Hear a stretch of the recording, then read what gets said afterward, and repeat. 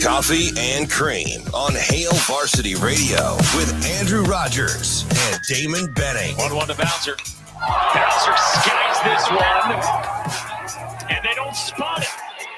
Kennedy looking for it, and it drops. Stanford wins. It is going to Omaha. In the air, deep left center. Evan Longoria sends one out of here. In the pit, swinging a fly ball deep into the gap. In left center field. Going and going and going. It will fly away. Ty France with a 3-run home run into the Mariners bullpen. The strike one, swinging a fly ball center field. That will win it for the Tigers. Trotting home is Ibanez. What a win! Way to get you one, baby. I know. Way to get you one. Thank you. I appreciate you staying patient with me. Oh, no. I appreciate you staying patient with me. Lowry, blocked by Gordon. He made him eat it. Outlet pass over to Jamal Murray. Denver's got to score here. And Murray settles everybody down. He's left side of the midcourt circle. Denver needs a bucket. Murray goes to the right hand. Jumper. Yes! Timeout Spoelstra again. Denver leads it by 5. Looking. Finds Struce back to Lowry. There it is, 3-pointers. Won't go. Rebound call off Pope. They're not going to foul. The Heat will let it play out. It's over. At last, the long wait is over. After 47 years, the Denver Nuggets can finally call themselves NBA champions. Pick it up. It's almost surreal. Couldn't be with a better group of guys. And they fought, they sacrificed, and they were world champions, man. It's unbelievable. Good morning. Coffee and Cream in the morning on Hail Varsity Radio, powered by Currency. Damon Benning, Andrew Rogers, live from the H&H Chevrolet stage at Hail Varsity Club. Catch us on the radio, 590 ESPN here in town. We are live on Twitter, live on YouTube if you want to see our bright and shiny faces this morning. Somebody already with a Go Big Red. Uh-oh. Shane, did you put that up? Nick is vibing already. All right. Hey, anytime Thomas already in on it too. Nah, TK. It's a great day to hate Texas. TK is officially going to become my guy. Hey, by the way, were you watching that at all? Because at no point did I think that was a home run. If he would have been out going the second, I would have laughed my head off. Well, and Stanford's known for base running errors. Yes, they are. So yes, they are. It would have fit their mold. Yeah. But that ball was hit on a line and a low line. Yeah. So it wasn't even close. No, it hit the base of the wall. Yeah. Yeah. No, I think it hit the Doit.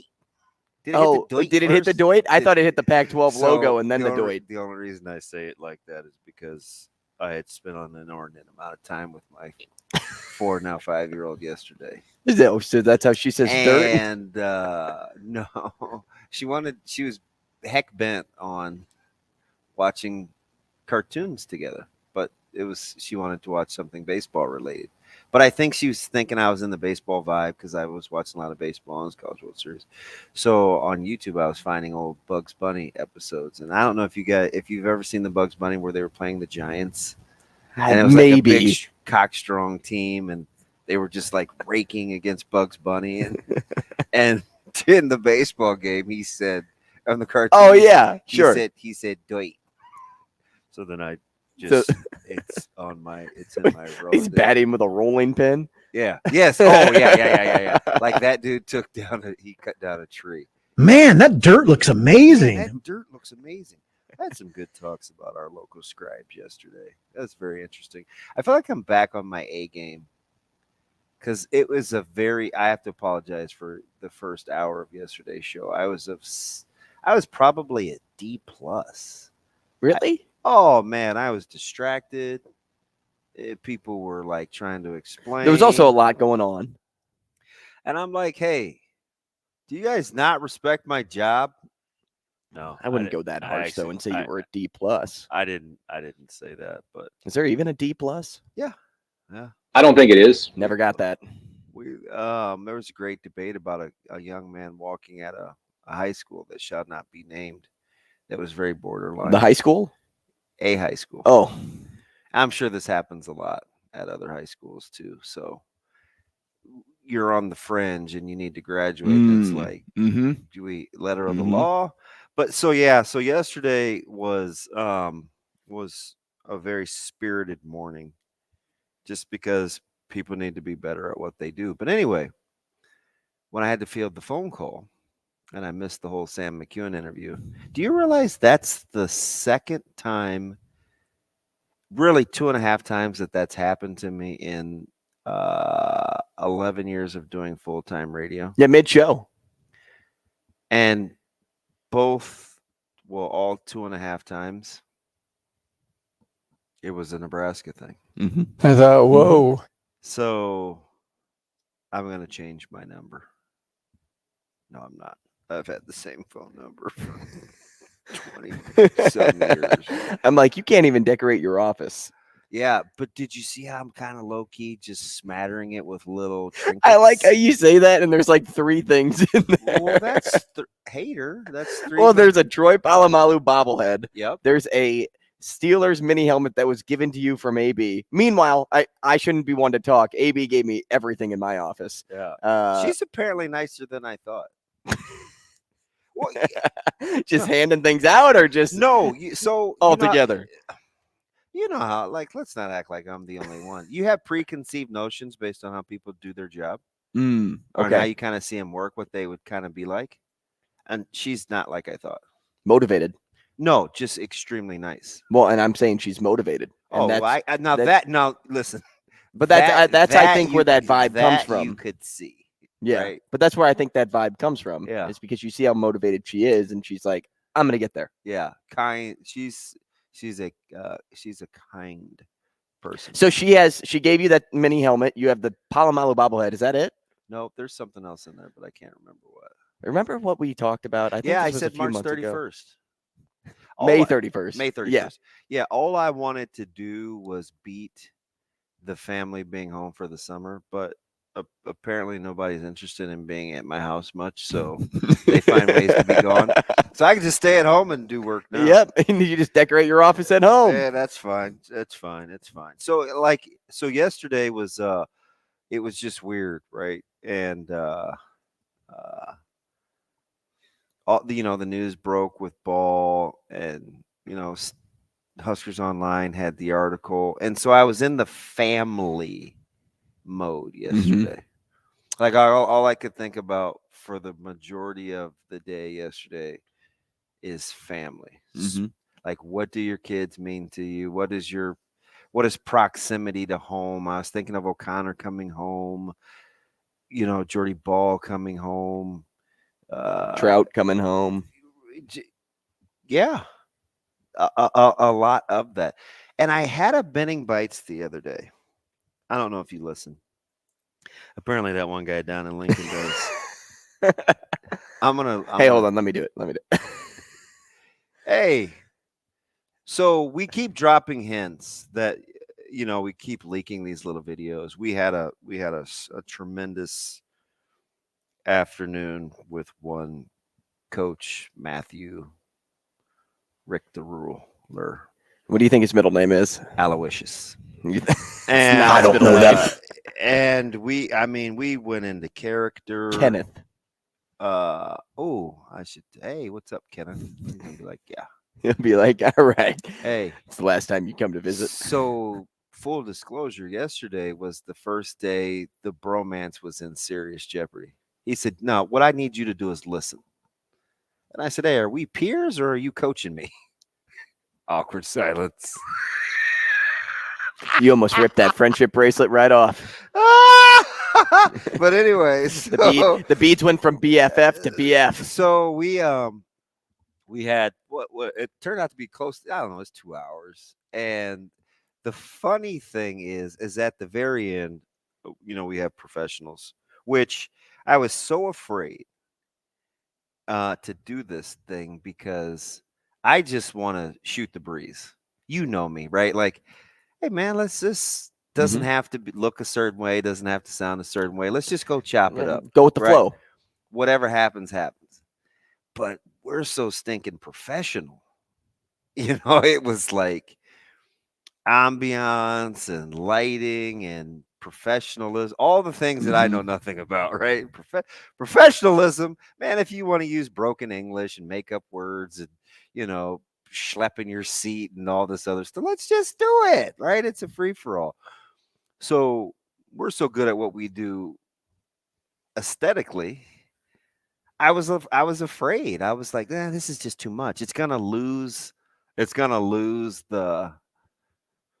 relaxed vibe, the feel of what it is, right? Like, this is just, hey man, this is a couple old heads just shooting two guys talking, and so it turned out to be spectacular. But you guys wait, you're obviously not going to get it anywhere else. Well, and the conversation's different.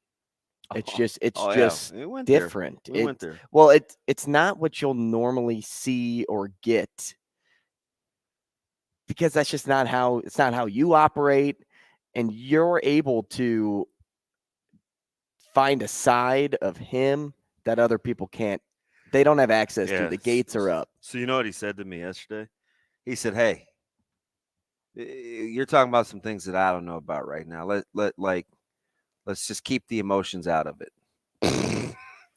Who would say that? That's something I would say. Is that not me? Yeah. That is to a T. That is totally me. Like, hey man, I'm not interested in your feelings. So do you hate being talked to as if you're talking to you? No, I get it. I get it. Matter of fact, later on he joked about just the ability to like be able to have an honest conversation and recalibrate in a hurry. He's joking about me like being a good military man. I was like, I don't have the courage to have ever been in the military. You're not a frontline guy? Yeah, well, I mean, I was raised with so many different theories on where minorities belonged and where they didn't. Right? Like, I had this pocket of people that are like, oh, the military is no place for a black man, and disposable. There was this thought over here, and then it was, oh man, country and pride, and then over here it would be like, yeah, they don't even like you in your own country, and then here it was, man, you get to say the Pledge of Allegiance in the. So I grew up. If you were in the military, what would you be? Some people probably just tell me what to do. Like, would you want to be a sniper? Yes, that would be that would be cool. I would be like the little black dude on Major Payne, the little kid with the bald head. I would be that dude. I'd be that little kid. I feel like you'd be better off like being a spotter. No, like you had the binoculars and you're like, 300 yards out. So there's two things I would want to do. One is because I know it doesn't really fit my personality, so I'd want to stretch myself. I'd like to be a sniper. Because deep down, I want to learn how to shoot guns. I know I would have to overcome my fear of guns. So the competitive just start with the sniper. So the don't even start with a pistol. Well, I watch all these cool movies, and they're like, that was from 60 yards out. And I was like, who was that far? Or whatever. I don't. 1,000 yards out in high wind. Yeah. Right. Like, and it's a perfect shot. But the other thing is, I want to be the guy that is like, legend, you blanked us. That gets to figure out where people are coming from and like the plan of attack. Like, I want to be like Leonidas in 300 when he wanted to meet them at Hell's Gate because he didn't think, he's like, and they can't flank us. And I watched what's the show, Shane, with your guy that played in 300 and with Morgan Freeman? The President dude. Come on, Shane. Yeah, you watch one of those three? Yes. Fallen Olympus Angel or somebody. Angel Fallen Olympus? Olympus Has Fallen. One of them. And so they were after the president one time in a hospital. Okay. And so like immediately Gerard Butler knew to like set up these barriers in like a corner office. And he goes, you guys do this and I'll make sure that they can't flank us. Or I think that was the term. Military people, don't kill your boy. I'm just walking through this exercise. And so they couldn't like outflank him because he had put them in a certain spot where he only had to defend one side. Yeah, positioning was good. I want to be that dude. So that's a thinker.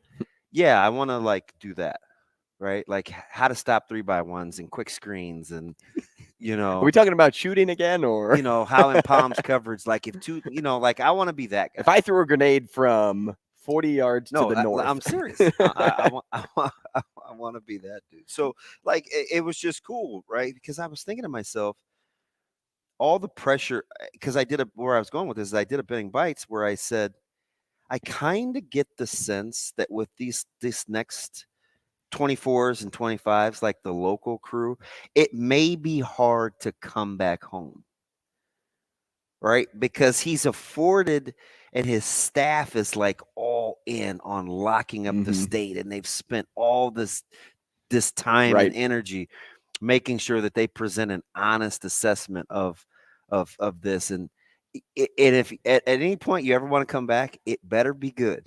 Because I feel that the staff that's always talked about loyalty and going first and being in before he told me so the bulk of that was about 10 minutes of him saying,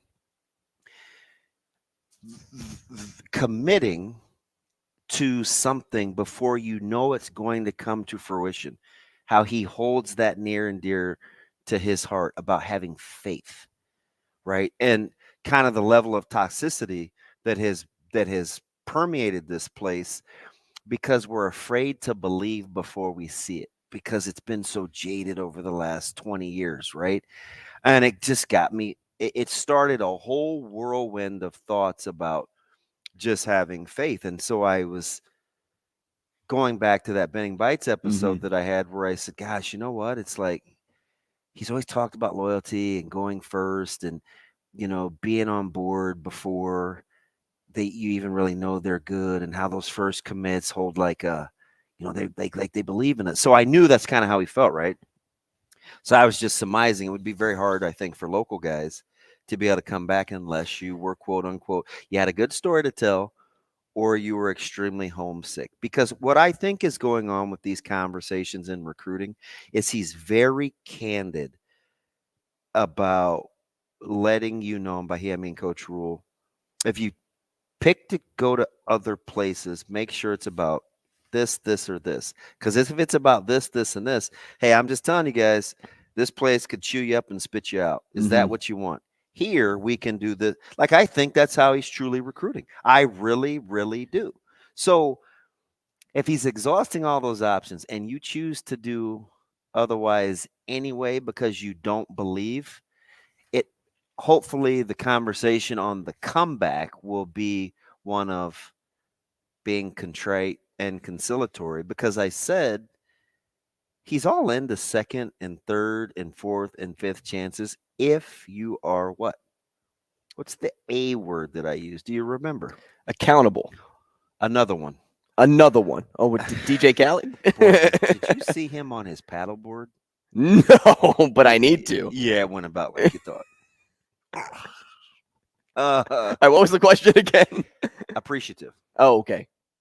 But it goes along with being accountable. So so yesterday I just was all about reflecting. It started with how the weekend went, how the morning went, then spending ridiculous amounts of time with your little one, 4-year-old, and we're the only ones in the house, right? It's like it was just the reverence for our brothers or sister, sissy. It's just like,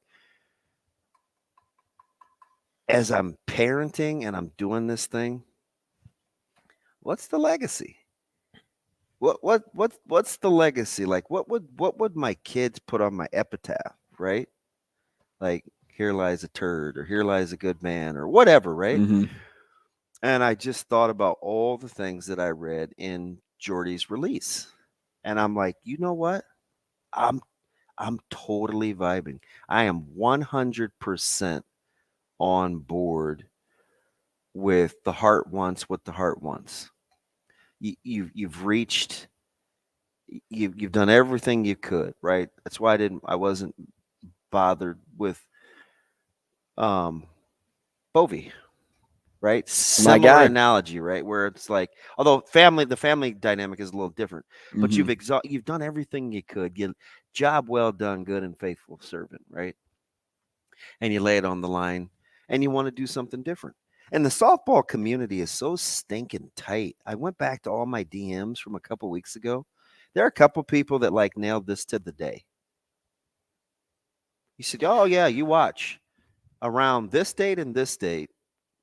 There's chance she's going to break the internet." Yeah, she doesn't strike me as somebody that. But that wasn't what it was about. Goes away from a timeline though. Like she's very good about being strict to her own schedule. Listen, so she hits dates. She hits the zone. Her timing is not really her timing. You could tell it was extremely well thought out. And I remember we covered her in high school. You know, her little brother plays in our organization.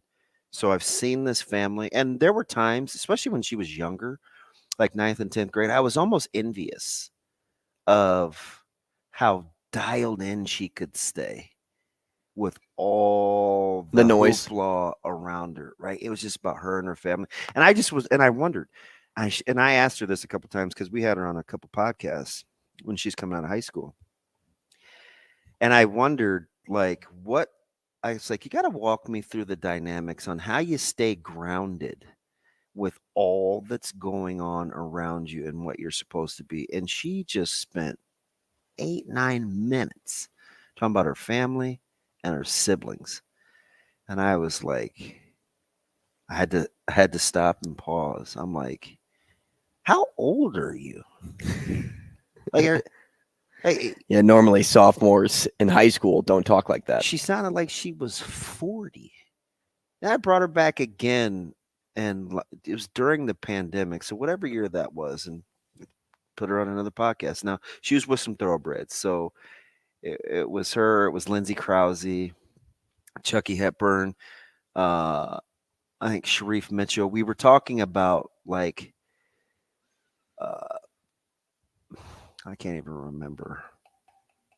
What's in a legacy was kind of the theme, and just talking to her again and listening to what's happened and transpired over the last couple of years.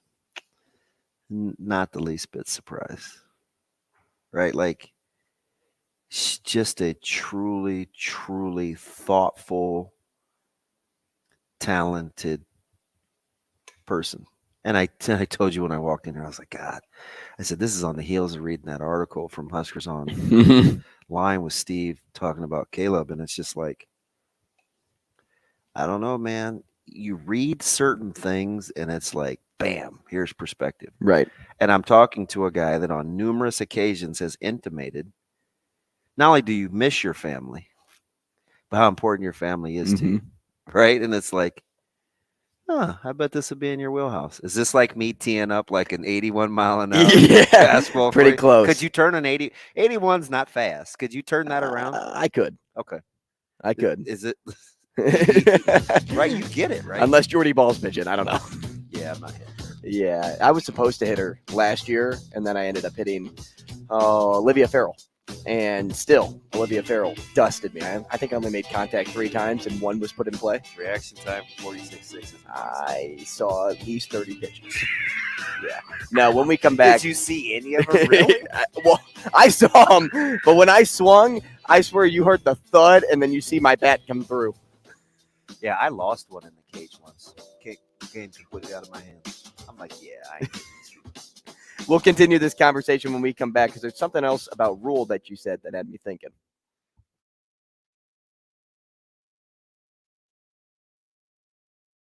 Rogers and Benning will be back in 5 minutes.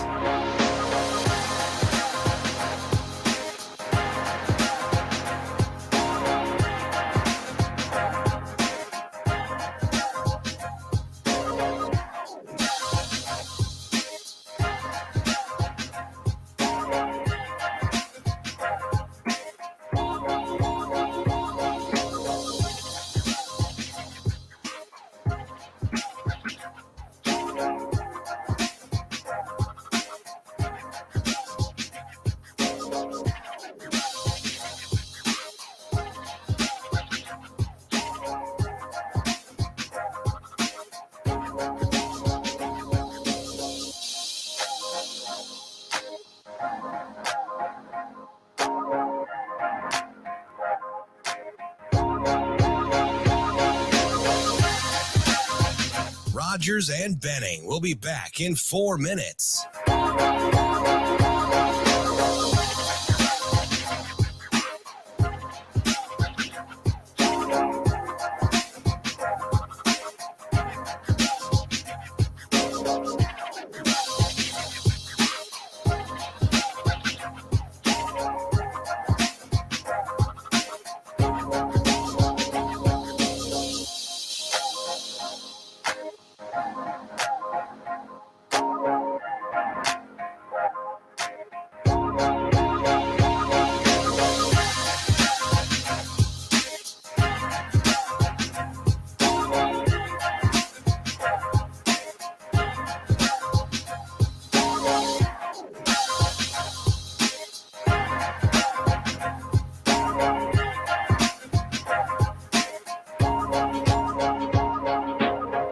Rogers and Benning will be back in 3 minutes.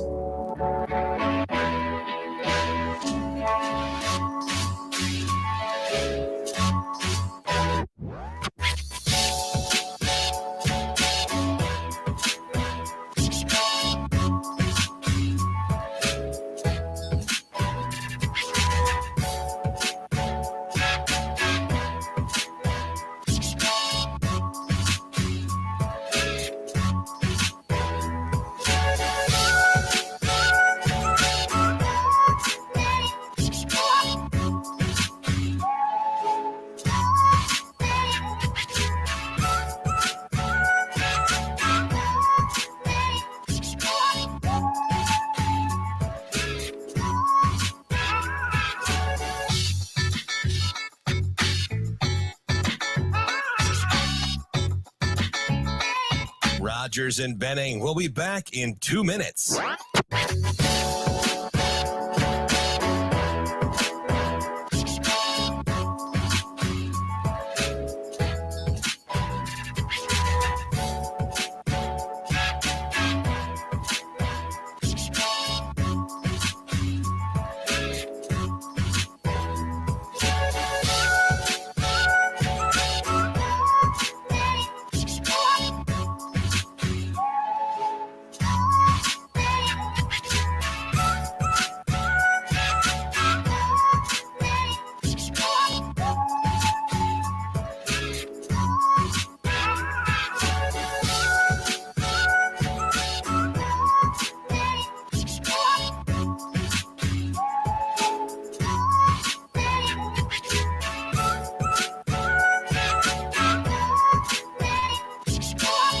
Rogers and Benning will be back in 1 minute.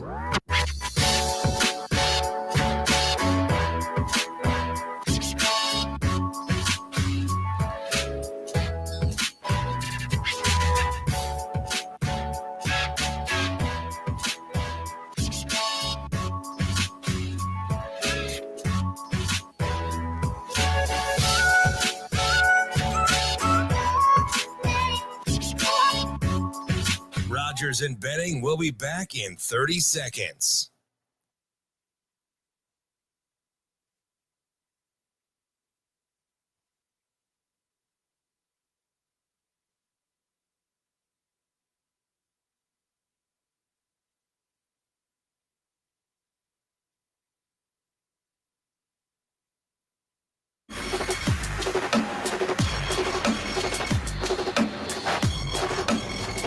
Coffee and Cream with Rogers and Benning on Hail Varsity Radio. Hey, welcome back in deep thought after speaking about family, people that are closest to you, mean the most to you, and also just kind of the environment that Coach Rule has set up in Lincoln. First thing that you had said, DB, and we've talked about this before, was that it's not going to be easy to come back. But you know what? I almost wonder if there's some reverse psychology going on there and saying, like, it may even be harder to leave. Like, even though that there isn't a winning program to walk into, he's making the state hard to leave. And you see that in similar cases with Jordy Ball wanting to come back home and just be around her people. So with the culture that Matt Rule is setting up in Lincoln, it's, hey, we're a family. This is the approach we're taking. We're spending time in a dorm room during fall because we are going to make sure our camaraderie is strong when we enter the football season. And at the same time, you have your family close by to come back to. Like you are just 45 minutes down the road. You're 20 minutes down the road, whatever it is.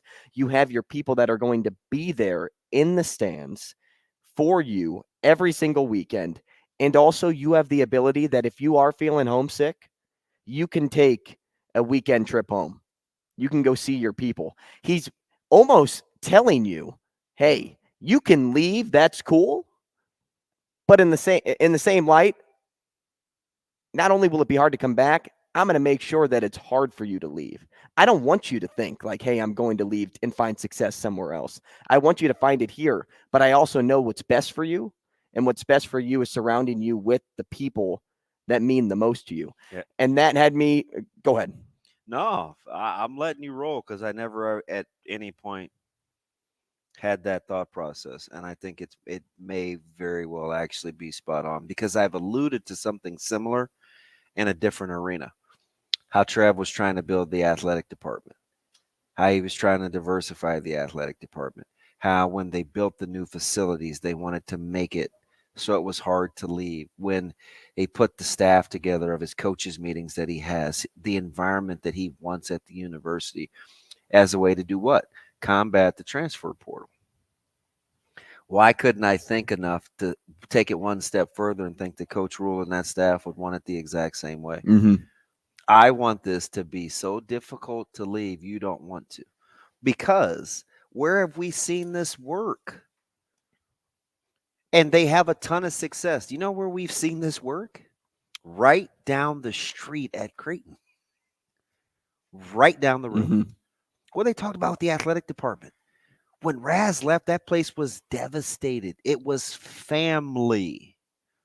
When guys come back after making pro choices, it's about family. Hey, it is so good here. I don't want to leave. Everybody always asks me the questions. Oh, with all the guys that wanted to quit and transfer when you were playing, if the portal would have been around. Do you know why that question is really, really hard to answer? Because it would be hard to leave those guys. The culture was hard to leave. Yeah, you had to be on all the time, but I didn't want to. I don't know, man. Are you like? Is it going to be as tight knit? Could I just get dropped off at Fountain Glen and stroll up to the Peters apartment? Because I remember one time I was originally going to see LP. He lived with John Livingston, JUCO guy that transferred in, and they lived in the same apartment complex as LP. For whatever the reason, man, my man wouldn't answer the door. Whatever, right? It's like, I don't know if he wasn't at home. I was coming, but I got dropped off because I wasn't driving. So I went a couple floors up. I just went to go hang out with Christian and Jason. Now, was I scared? Absolutely, right? Like, yeah, don't do anything to me here. I don't want to fight. I just want to hang out. We ended up going out that night, right? I'm dressed like Hobo Kelly. They couldn't care less either.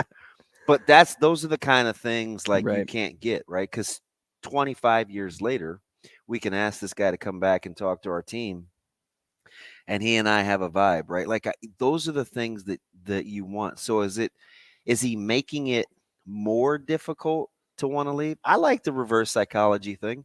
I do. Why did he change the food?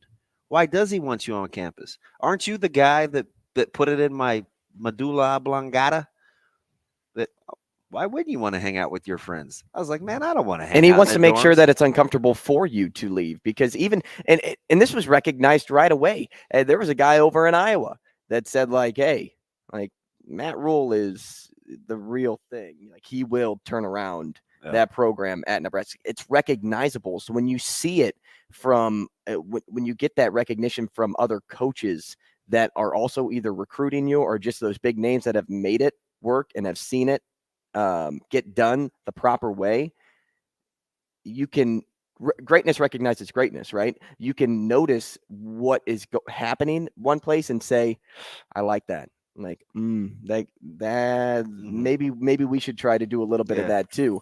And I almost, it bled right into that family talk for me too. Cause you mentioned that, I mean, you of all people know how much family means to you in your life.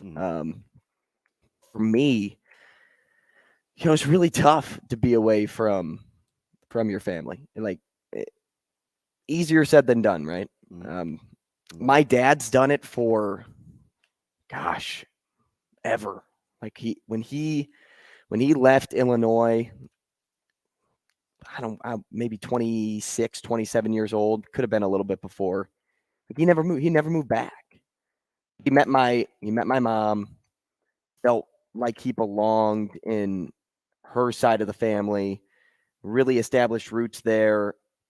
Not to say that he wasn't like, I get it, strongly attached to his family. I get it, but he just wasn't as close to them. Oh. So it's in a way it's easier to make that move. Now I'm not gonna try to speak for him, but for me, like I am so close with my family that the littlest things make me feel so lonely. They're at a trivia night on a Saturday. Like I love trivia. Like it's my thing. I love games. Like I love doing that with my family. I can't tell, Drew. And every week this dude says he's got I got a new game. Like my brother's texting me like, "Hey man, there's well, what did you just say about the CWS? You're looking at the prices, I'm right? Looking at ticket prices. And it's expensive, and you're like, the night games. But if my brother wants to go, I'm all in. I'd pay.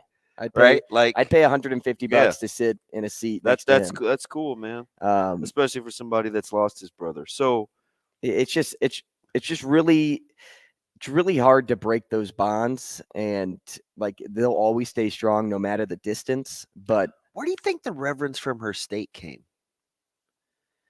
Because even in her like the open letter, it was like, hey man, like I just feel like the state of Nebraska's.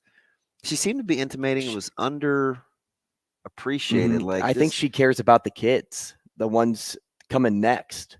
Like she did it. She built softball for her. She built softball for the state. Now there were other people involved. Like there were other great players come out of the state of Nebraska. I'm not saying that it's Jordy Ball and the rest of them. Like there's a big pool of people. But if she can help like spearhead and lead that next push for softball in the state of Nebraska and really put that back on the map, talk about cementing yourself in history. Like 4 national championships, great.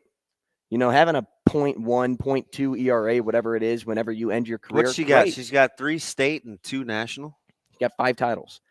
But if you could win 2 in high school, 3 in high school, 2 in college, and then go to, say, a Nebraska, which that's where she's rumored to go right now. Yeah, nothing official. But say she goes to Nebraska, wins a Big Ten championship with that team, like helps be the person that does that. And plus, if she goes there, that pitching group will look pretty fantastic going into next season. And get to Oklahoma City, and now like you're really like building off of that, a place that you had committed to as an 8th grader. So you bounce back, and you're telling other girls in the state that you can do this someday. Yeah, I'm gonna be the leader in that. She is helping. She's helping the game of women's sports just by staying true to herself. That's the thing, right? Like she wants to go back to the place that made her who she was. Most people do. But if you stay true to your values, like that's how you get further in life. I had an amazing conversation with Isaiah McMorris's dad. We spent a lot of time together in Chicago, and the importance of family going through the high school grind. There's a lot of what you just said, which reminded me of what he was telling me. It's impressive. We'll get to more of that throughout the rest of the show. Brandon Vogel up next. Rogers and Benning will be back in 4 minutes.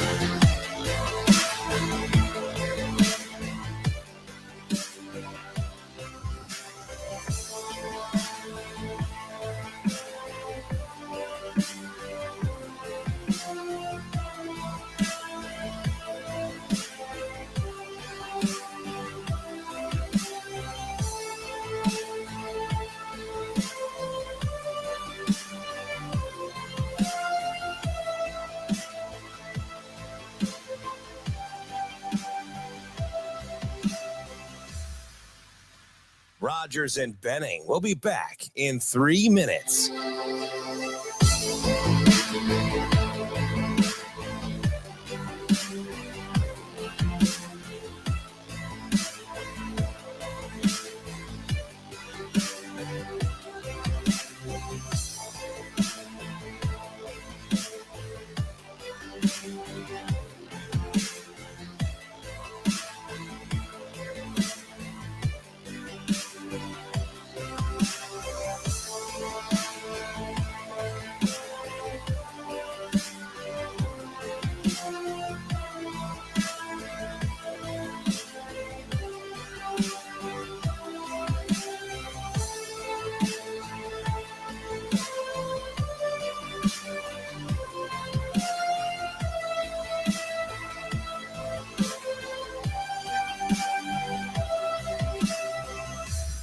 Rogers and Benning will be back in 2 minutes.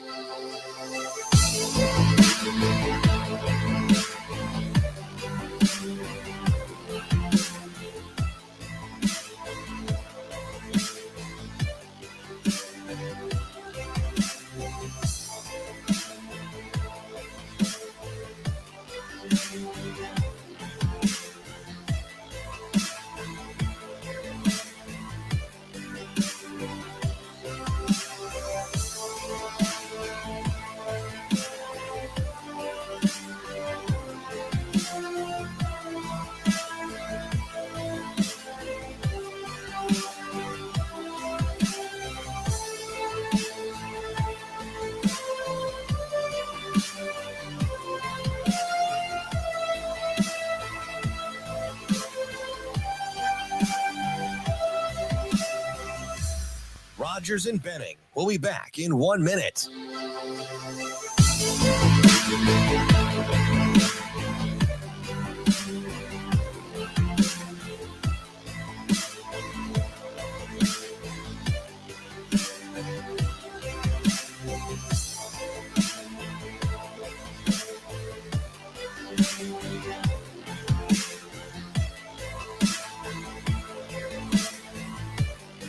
Rogers and Benning will be back in 30 seconds.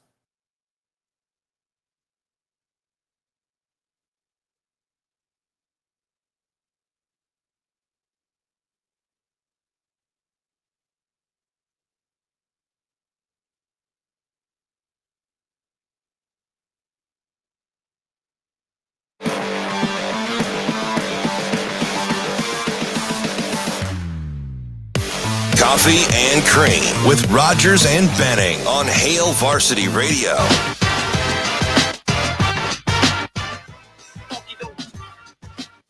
Hey, welcome back. Coffee and Cream in the morning on Hail Varsity Radio, powered by Currency. DB, Andrew Rogers here, live from the H&H Chevrolet stage at Hail Varsity Club. Happy to be joined by Brandon Vogel now. Brandon Vogel, managing editor over at Hail Varsity. Brandon L. Vogel on Twitter. Evokes, good morning. Good morning. How are you guys? Good. Full disclosure. Deep in our feels. Oh, yeah. Well, he gets it. He's a dad. Uh-huh. At some point here soon, your time slot will be moving. So got to give you more than 12 minutes. Yeah, it's like every time we hang up, we're like, yeah, he's in a What about like the other three things we wanted to ask him? So, full disclosure, hopefully you'll be flexible for another 15 minutes here coming up as we rebuild our calendar heading into the fall to have the most powerful lineup we can have. So, B-Vogues, you get it, right? Relatively new dad. Mm-hmm. The balance of parenting versus your job versus trying to be good in your own household. I mean, you can understand completely what Jordy Ball is feeling when she references home, her family, even with all the superficial accolades, how at the core of who and what she is there such a deal? Like Nebraska nice is a real thing, right? Like the Midwest roots is a real thing. I don't want to minimize her own individual deal, but it just seems like there's something different when it comes to family. Yeah, I think so. I think growing up in Nebraska, which is of course where I grew up, but similar for kind of the region, when you're in a place that is easy for a lot of people to overlook, I guess would be the way to play it. Like you see that pride come out in people who are used to not always being considered. It's changed a little bit, I think, as Omaha has grown as a city, as a very attractive city for people throughout the country. Nebraska's profile has risen a little bit, but it's one of those things where you got to make the choice. You're going to be supported in Nebraska no matter if your family is massive or if it's small. So I think that's part of this decision potentially. But also people just value having those strong like community or family bonds. So it's interesting, if this ends up being Nebraska for her. I mean, it's like NCAA football video game stuff where you win a bunch and you're like, oh, maybe I'll go to UTEP and see if I can make UTEP a perennial top 5 team. Stay right there because I threw out this hypothetical and just for sake of the question, we'll say she ends up at Nebraska. When talking how to cement a legacy more, would winning 2 more championships at Oklahoma and dominating the circle do that, or coming back to a school like Nebraska and doing the exact same thing in the circle, but winning a Big Ten championship and potentially bringing Nebraska back to Oklahoma City do that more? I think it does it more. And I think you have to be at a very high level, which she very obviously is, for that to be the case, for something to trump, potentially 4 straight national championships. But you're doing it at a program where, that's kind of the area they hang out in, for lack of a better term. Oklahoma is always going to be in the hunt. And because it is going home, because it's going someplace where, if you look at it objectively, like, well, you could just stay at Oklahoma and I think you've got 2 career losses on your pitching record. Like, it's going to be harder to maintain that at Nebraska. But because it is harder, I think if you see some returns at the end of it, it does, I think, boost her legacy even a little bit more. So, B, when you're talking about, Andrew said something interesting. Yeah, I had do those little Benning bites or whatever. And I was talking about with what Coach Rule is trying to build and this staff recruiting and kind of his trying to put their stamp in state. I get the sense sometimes without extenuating circumstances, it may be hard to kind of return, right? Because of the effort and energy that they're really trying. It would have to be of some not extenuating, but it's a good story. Hey, listen, I'm homesick. I made a mistake, right? Or whatever. Mm-hmm. And he said, you know what? I look at it kind of just the opposite. What if he's trying to build something in such a way where it just makes it so difficult to leave to begin with? Like, that's kind of the core or the catalyst of behind the thought process. And that's the first time I really thought about it. But gosh, I could vibe with that too.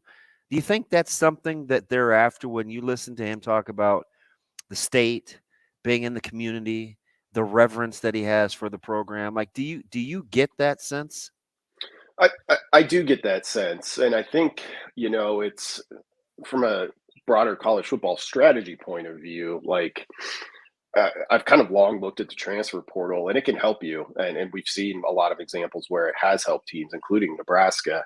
But I think the ultimate luxury is kind of not having to be all that involved there, which would require kind of crafting a place where people want to stay. And I would say, it's started to change, maybe even just a little bit in recent years. But the program I think of that had achieved that of late is Clemson. Georgia's out there. They can recruit anybody it wants. Alabama can. Georgia doesn't have a ton of roster turnover at the moment. Alabama's seeing a little bit more, but Clemson was just kind of there. They kept their assistant coaches for a really, really long time, kept that staff together, and was just a place where guys went there and didn't leave all that often. and granted, the transfer portal has only been around for a couple of years, but I think if you can build that sort of place, it's a path for a program like Nebraska to punch above its weight consistently. Well, and especially with Clemson, Sweeney had a lot of success early on. So how much would success have to play into Matt Rule's Nebraska then in order to see something that is similar to what you're talking about at Clemson? Yeah, I think you've got to be a winning program for that to take hold. Those early years under Dabo, like Clemson was good. It's been a while since I've looked back at it, but I think they were like in the 8-4, 9-3 good, I think. And kind of the knock on them was that they tended to get in big games and then they lose. You get a great quarterback, all of a sudden, those 8-4, 9-3 seasons become 11-1, 12-0, and you're playing for national titles. So I think you've got a little bit of a ramp up. It's not like they need to come out and win 10 games by year 2. Just being consistently a winning program and looking like you're making progress and building to something, I think is the ideal kind of grounds for what they're trying to create in terms of a place people want to stay. More hills to climb or a better opportunity to get some signature attention without divisions in the Big Ten for Nebraska?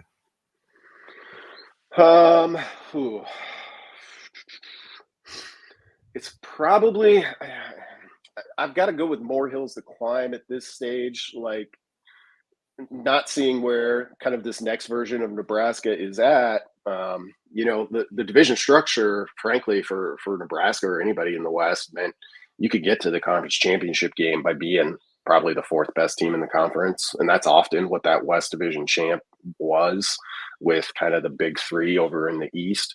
So that's gone now. And you've got to build with that in mind. And it's with the way the geography of the conference had been before the California teams arrive, it just kind of broke out that way, that a lot of those West Division teams were really, really skilled at football. They just happen to be in a place that's not consistently going to recruit like Ohio State, Michigan, and Penn State. So does somebody have to jump up to that recruiting level, or what is going to win this conference, or at least put you in the hunt in the next 4 or 5 years? I think that's still a big unanswered question for me and probably for everyone. We're talking to Brandon Vogel, managing editor for Hail Varsity. Vogues, one of my favorite words that this staff uses is intentional, and being intentional about every single move. Big fan as well.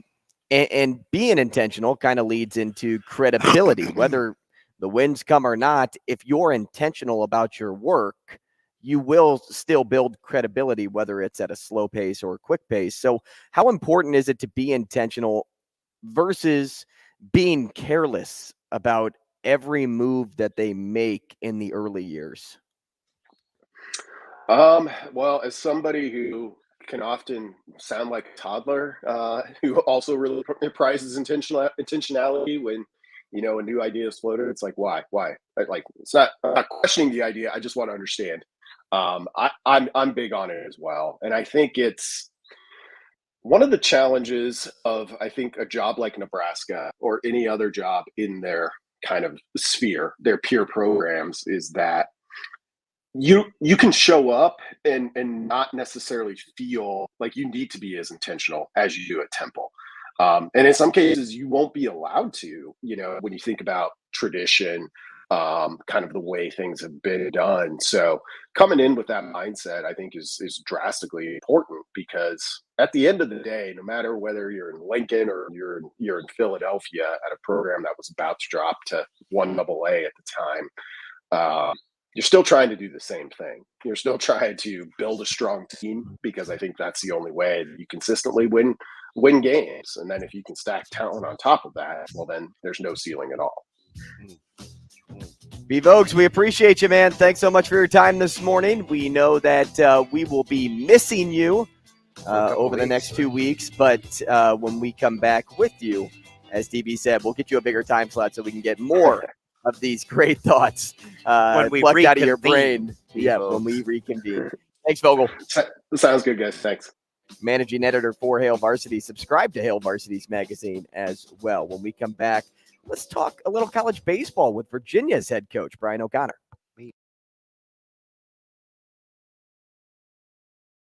Rogers and Benning will be back in 4 minutes.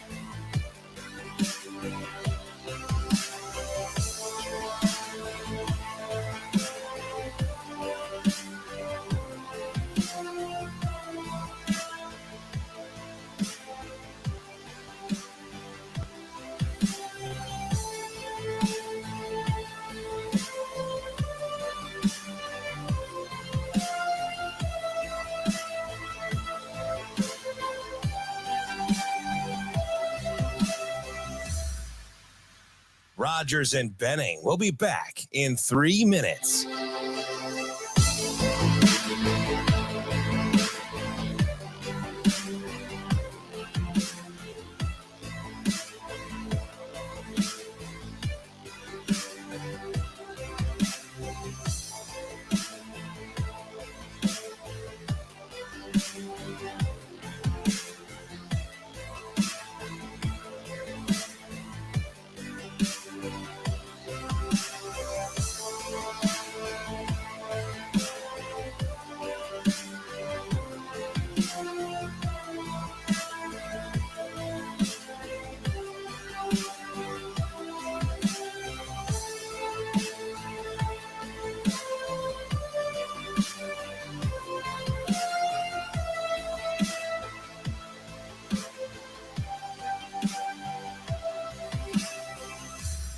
Rogers and Benning will be back in 2 minutes.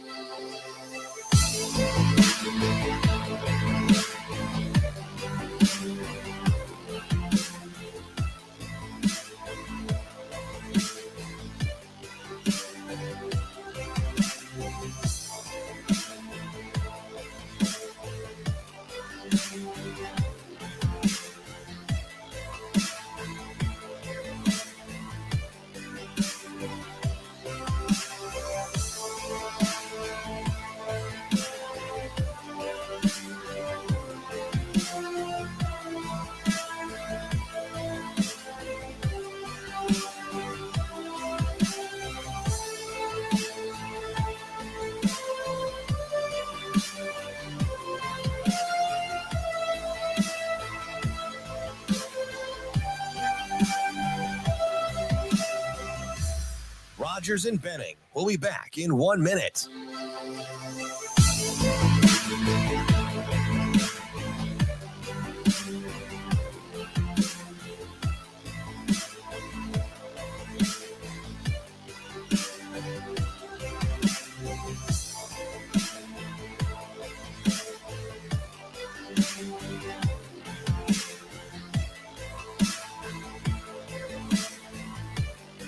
Rogers and Benning will be back in 30 seconds.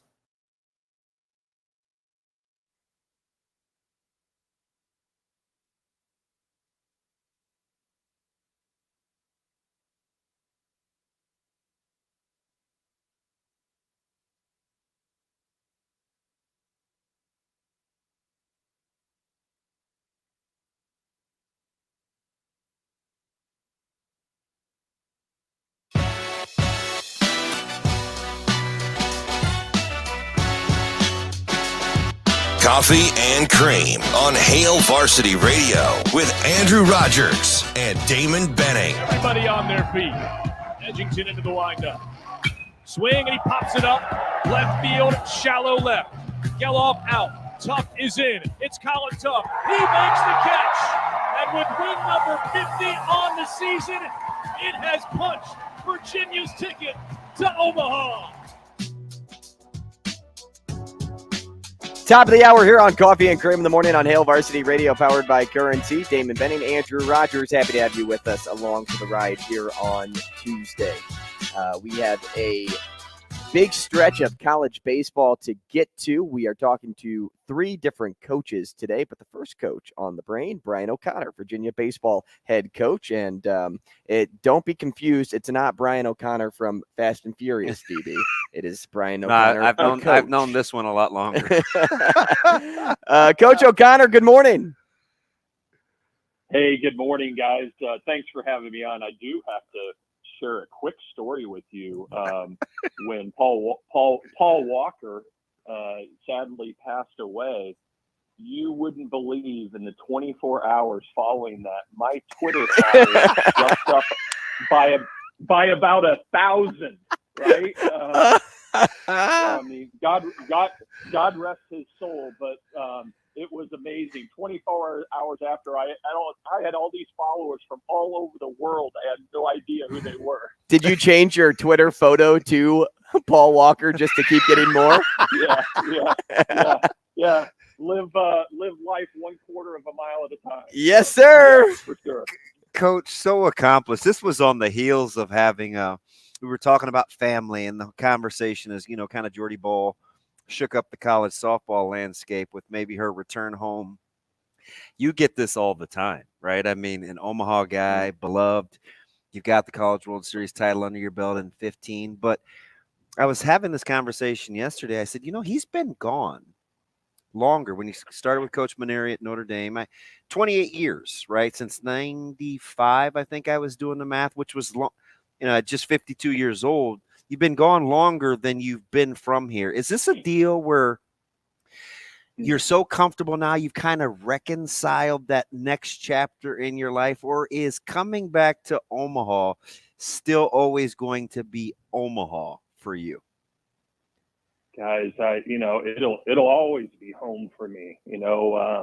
Just have such fond memories of growing up in that community, and just love the Omaha Council Bluffs area. I was so fortunate to play my college baseball at Creighton. Yeah. And, my family's still back there, and my wife's family's there. So this is always a homecoming. Certainly always look forward to going back, and I always go back, but it's certainly special when you have the opportunity to coach a team in this greatest event in college athletics. So, just feel so fortunate to have grown up in the area and attended College World Series games every year.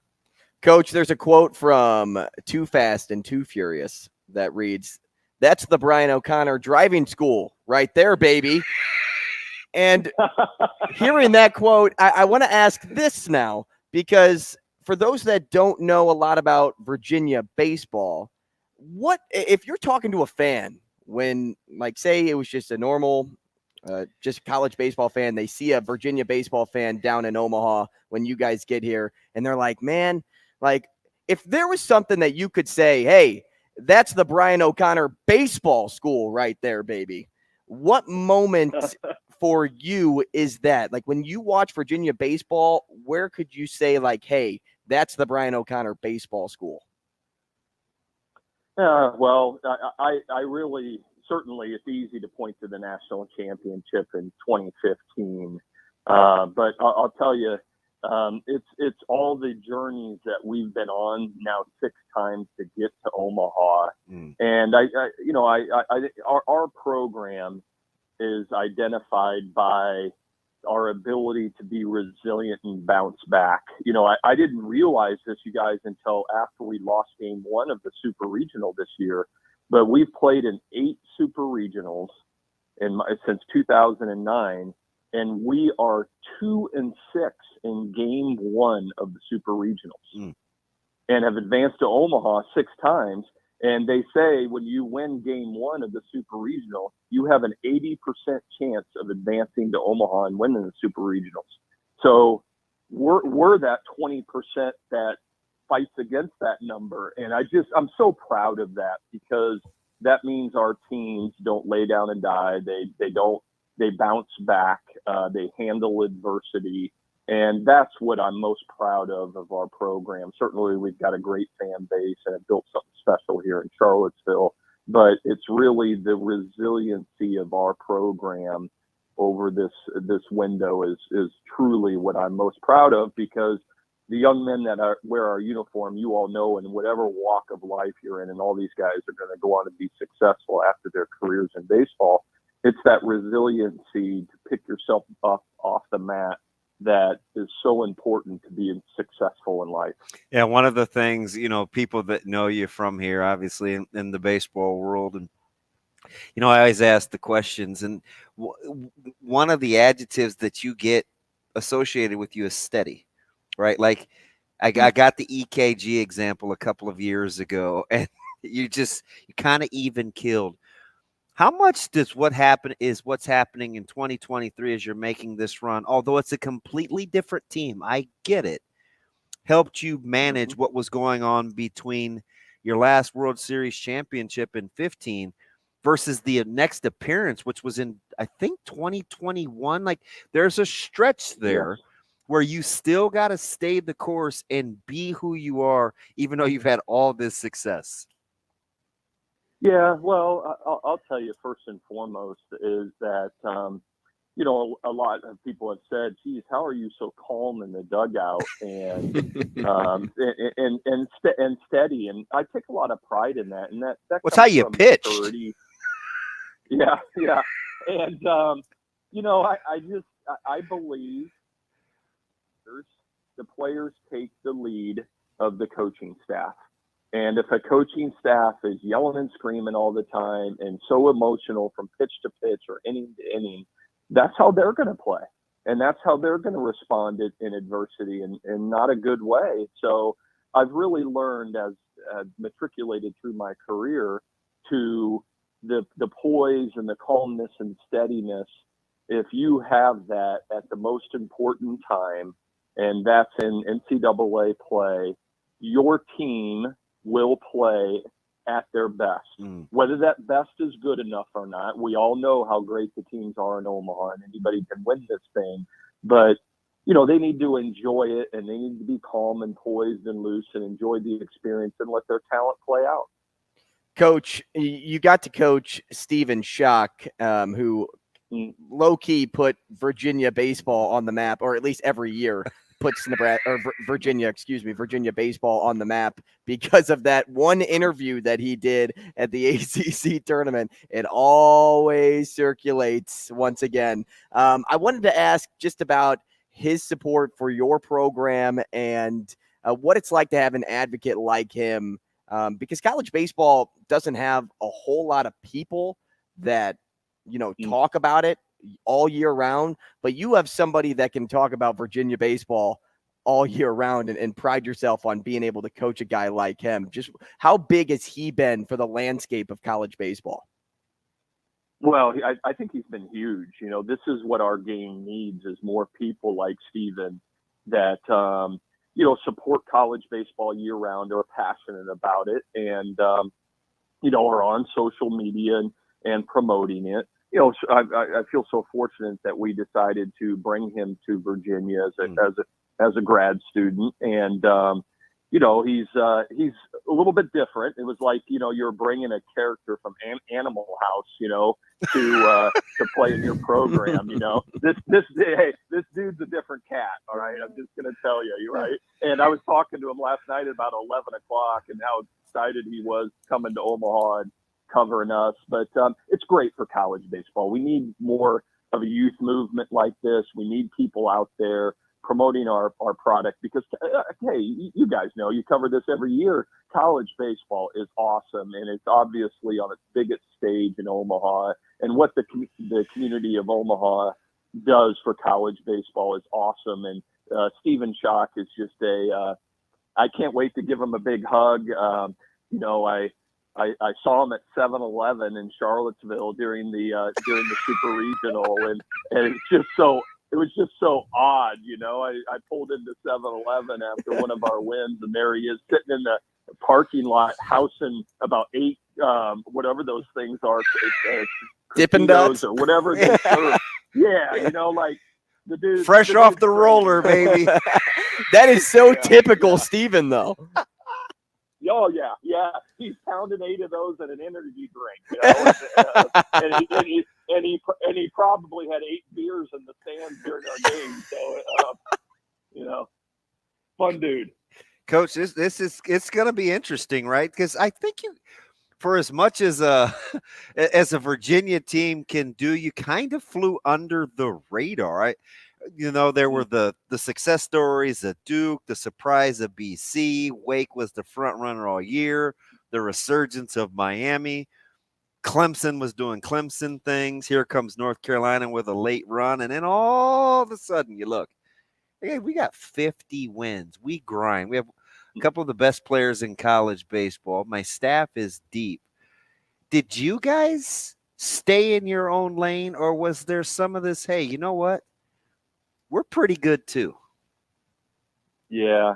Well, I felt coming into the year that we had a really, really good ball club, especially from the position player standpoint. I just didn't know how our pitching was going to come along because we lost over 80% of our innings from last year. And so they responded. We got some really good pitchers in that stepped up, and this team grew and grew throughout the year. And we ended up winning the Coastal Division in the regular season in our league, and just have been on a really special run since May 1st. And, we're playing our best baseball. Guys, listen, I mean, we've got a really, really special group of position players. The fans are going to love watching our catcher, Kyle Steele, play. I have to believe he's the best catcher in college baseball. And he's sitting over 400 as a guy that gets dirty day in, day out. Is that good? Yeah, that's pretty good. Yeah. Yeah, he's caught think about this. He's caught every inning for us this year except 3 innings the entire year.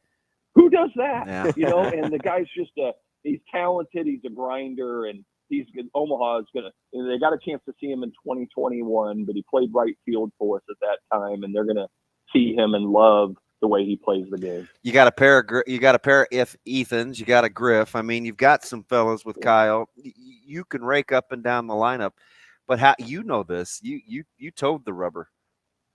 Will it be about your pitching once you get to Omaha? 100%. Yeah, you don't. I just don't believe you swing yourself to a national championship, right?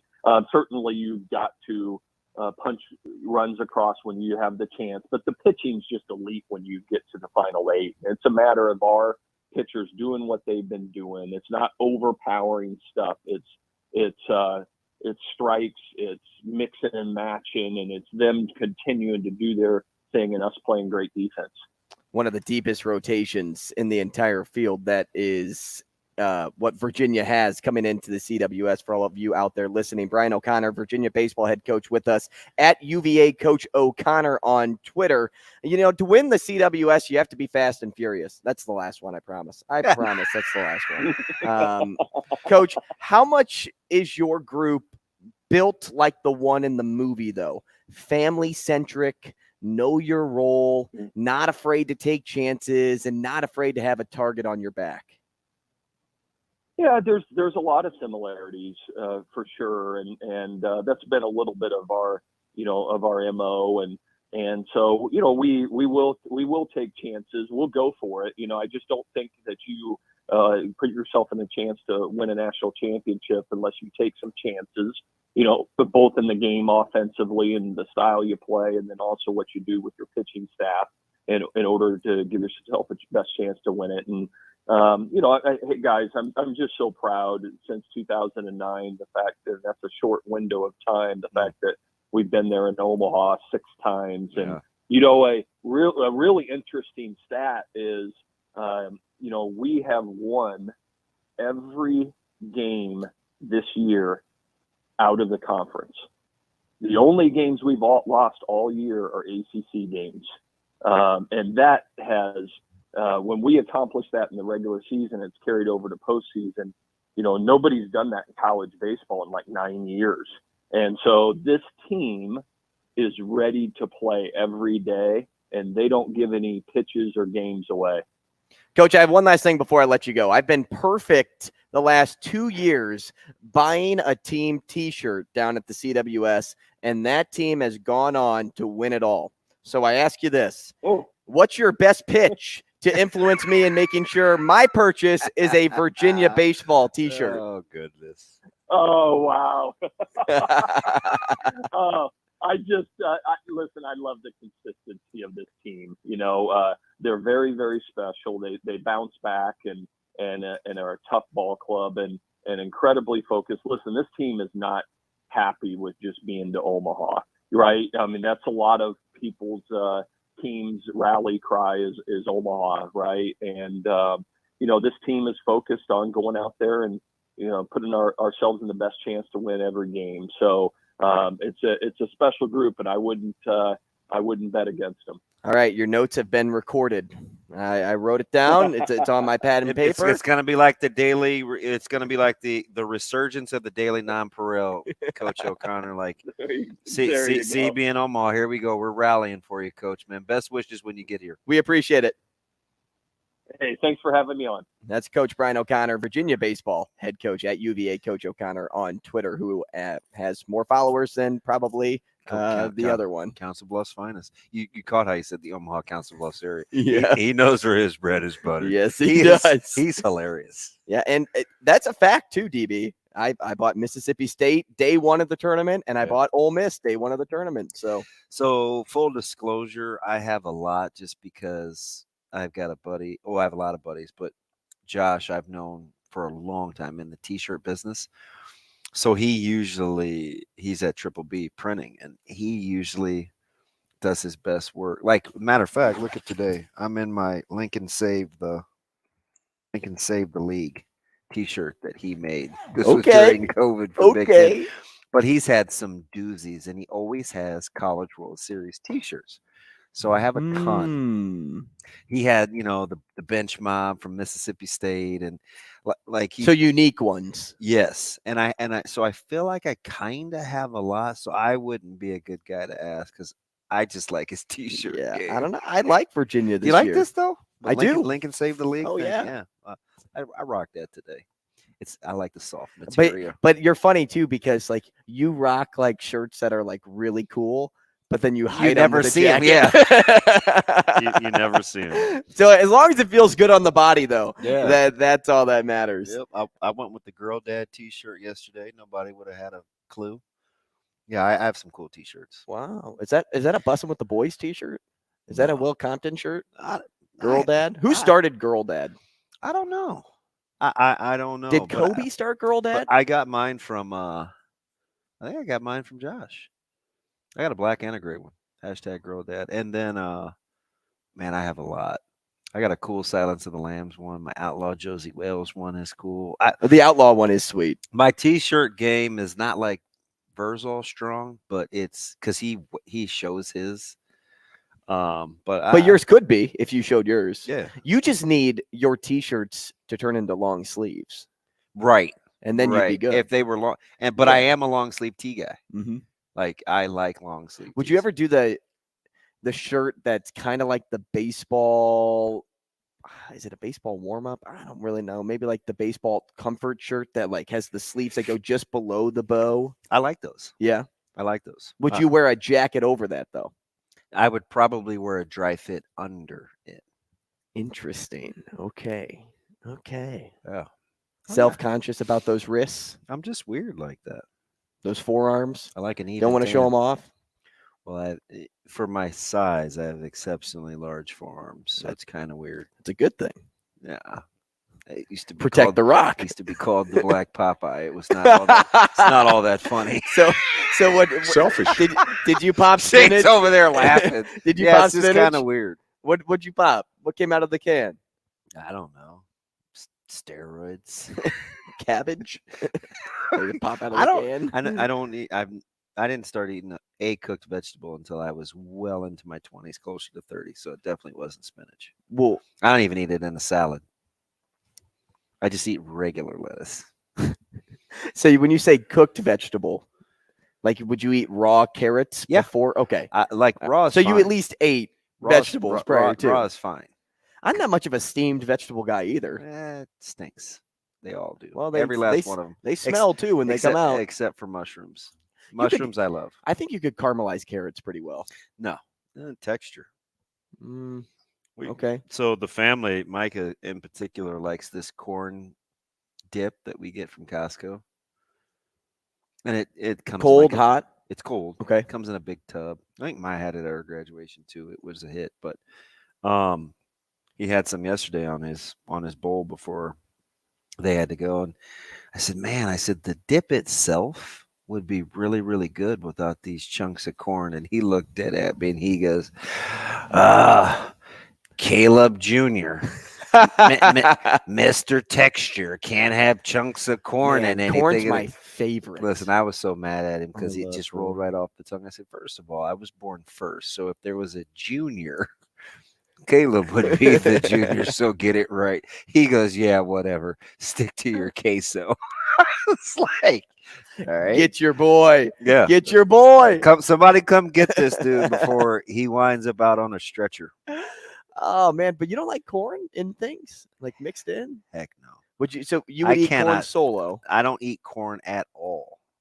What? Corn is in like the bottom 5 all time of vegetables. No, it way. belongs with Brussels sprouts. Yikes! Broccoli. You're doing that. And You're doing corn a cauliflower. disservice. Dude, corn.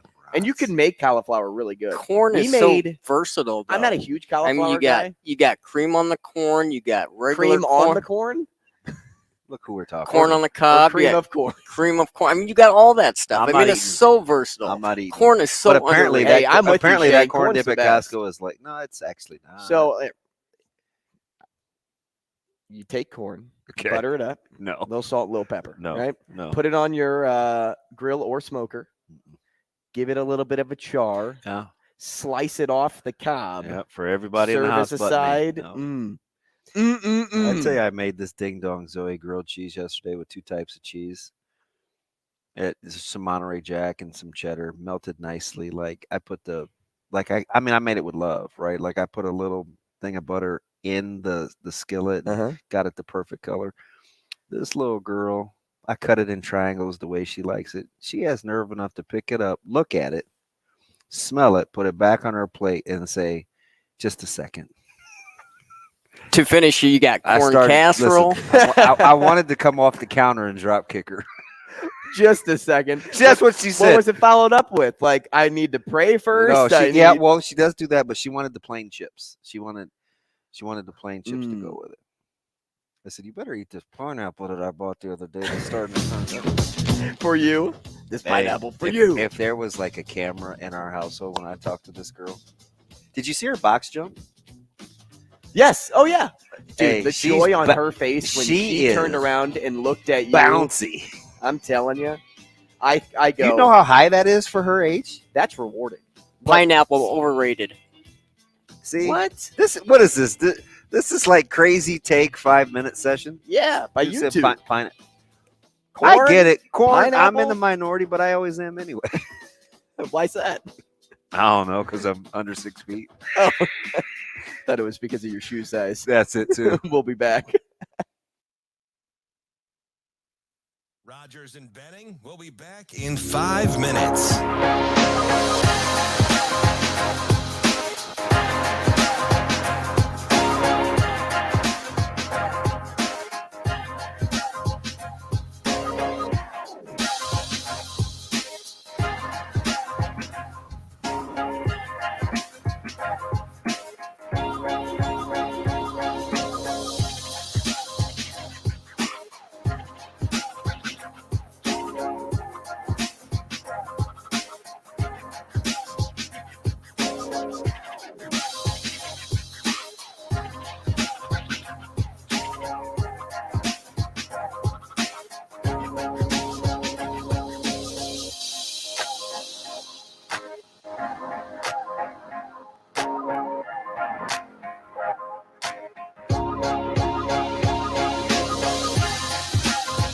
Rogers and Benning will be back in 4 minutes.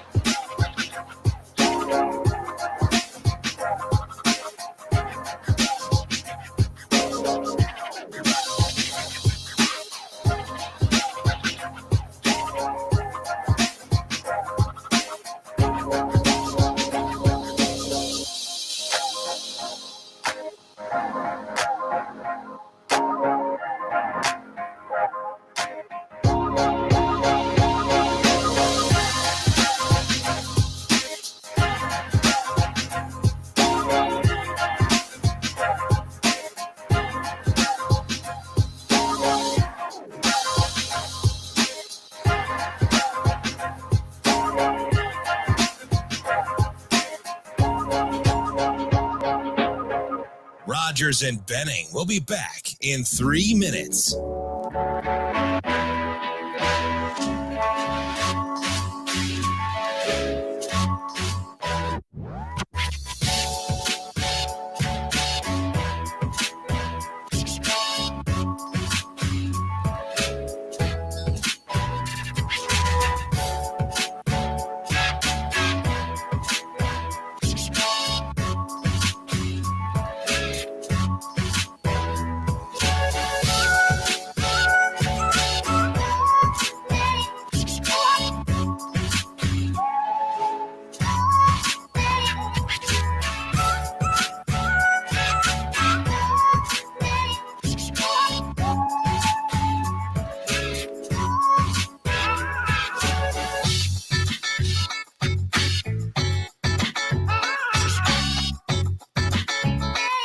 Rogers and Benning will be back in 2 minutes.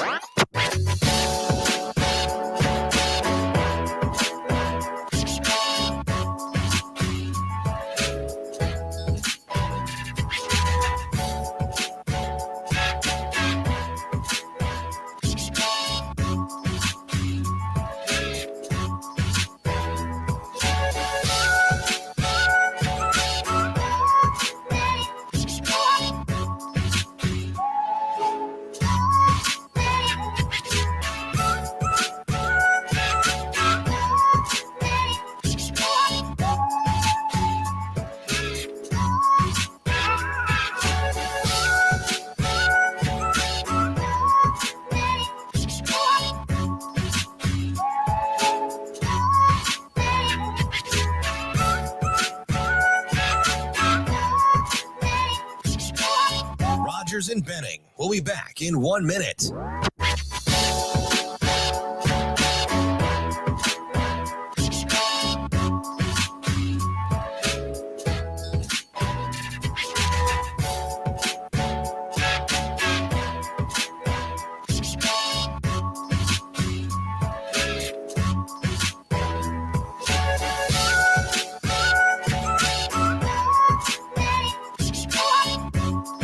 Rogers and Benning will be back in 30 seconds.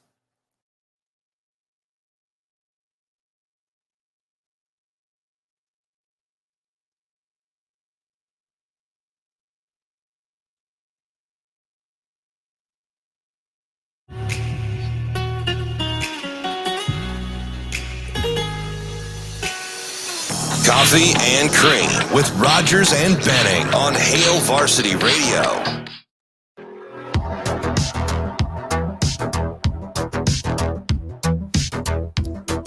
And we're back, Coffee and Cream in the morning on Hail Varsity Radio, powered by Currency. Damon Benning, Andrew Rogers, happy to have you with us.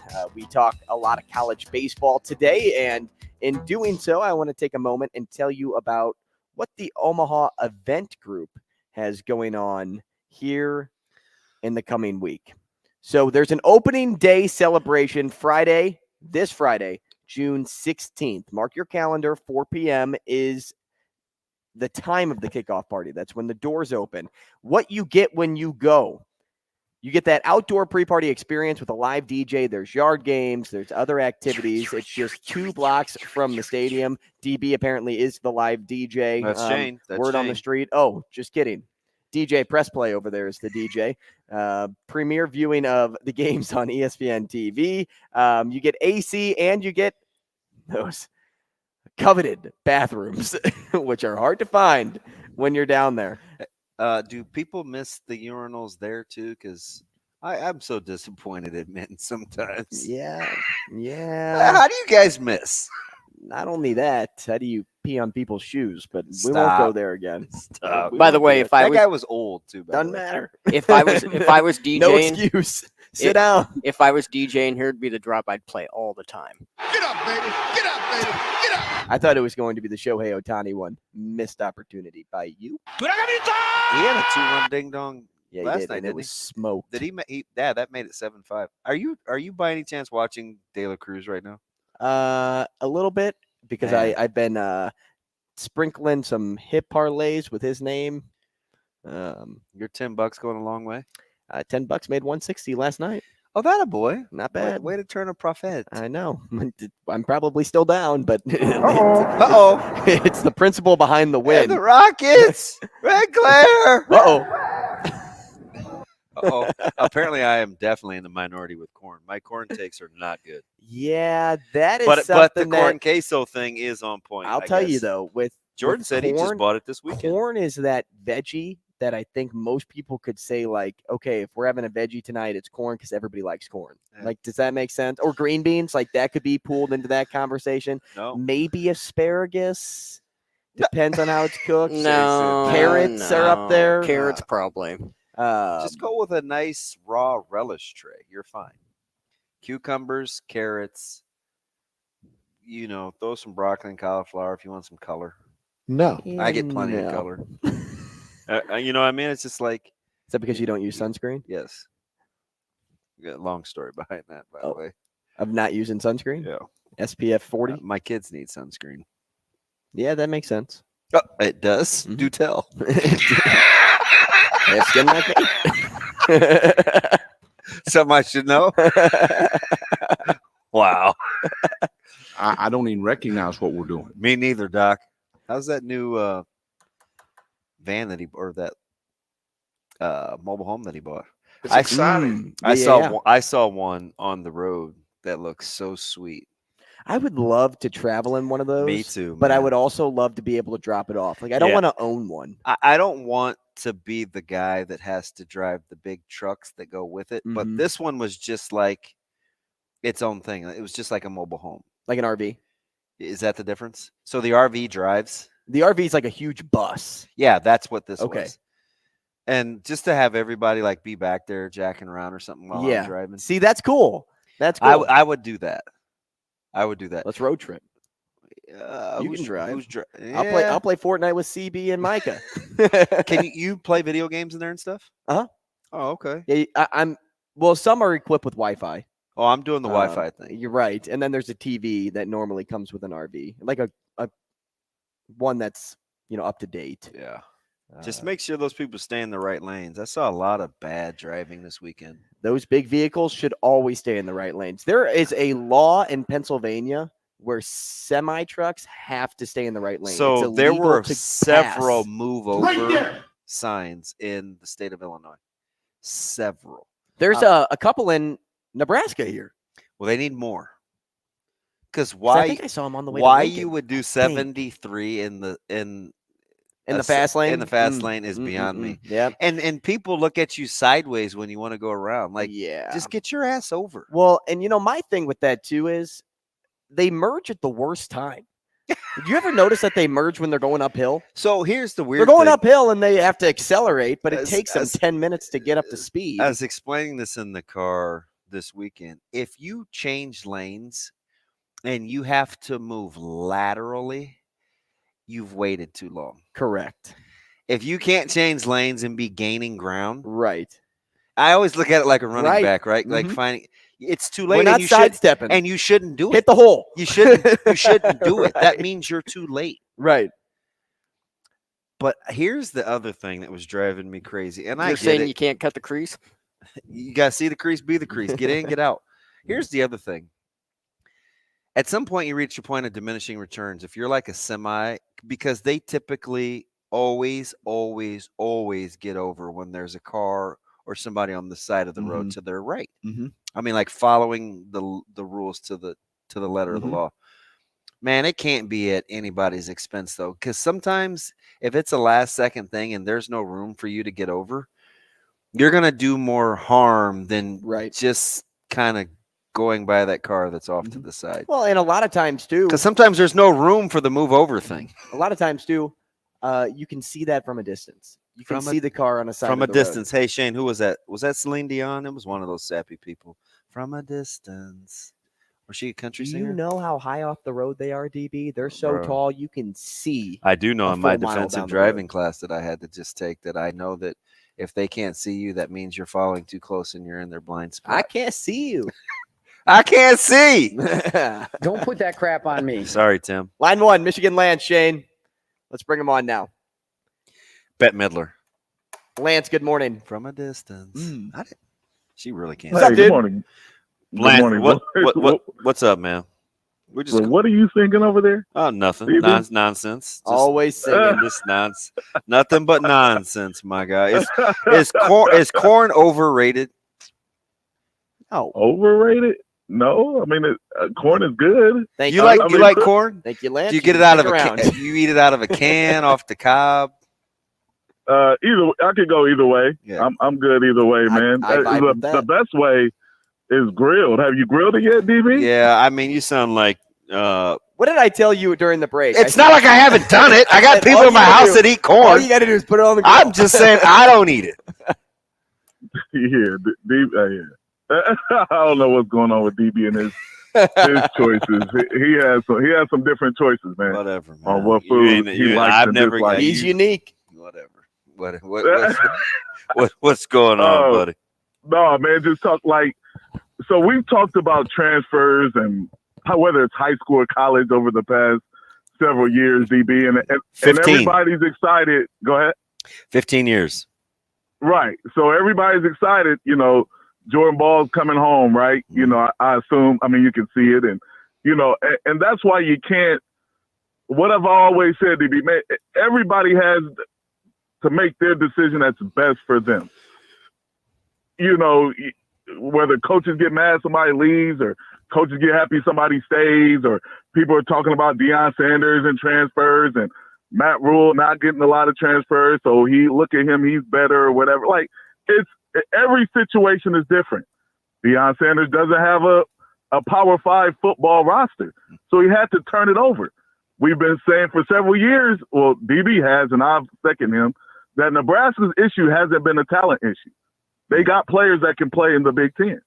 So that's why you don't see a lot of transfer portal at Nebraska. They have players.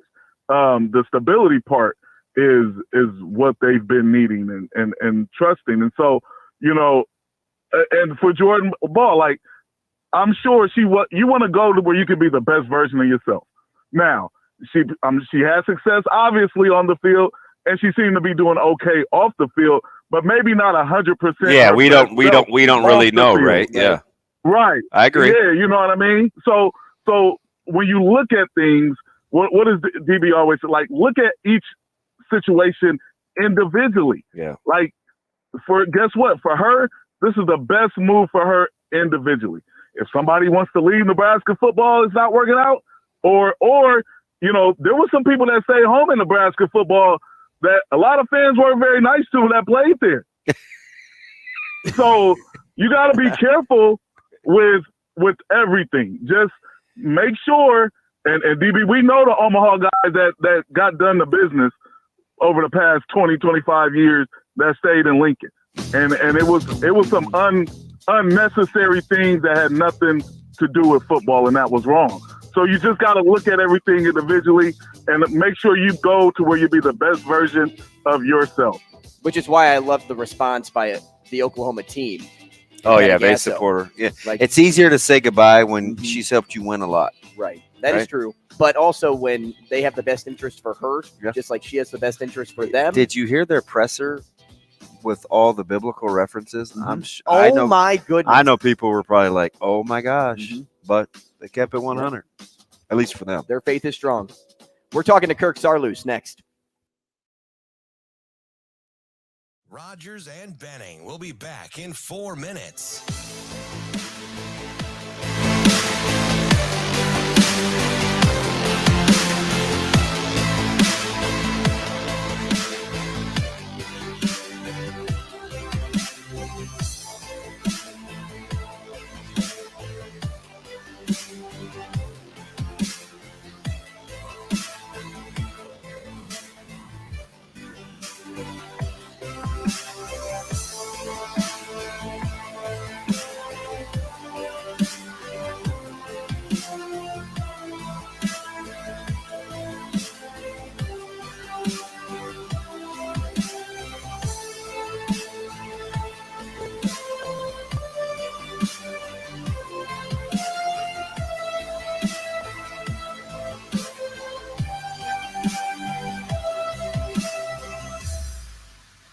Rogers and Benning will be back in 3 minutes.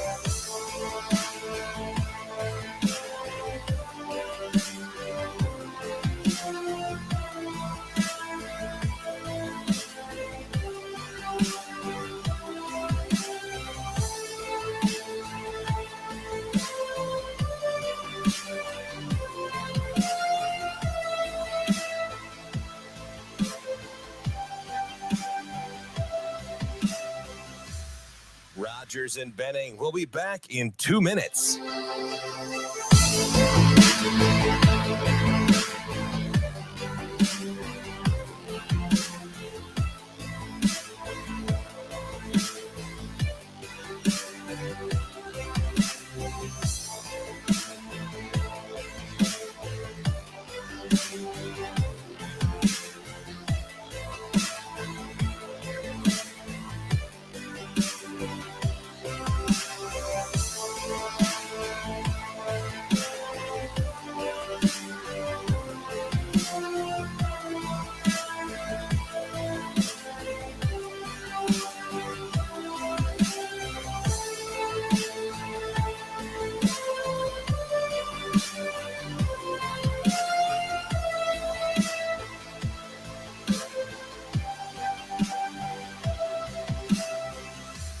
Rogers and Benning will be back in 1 minute.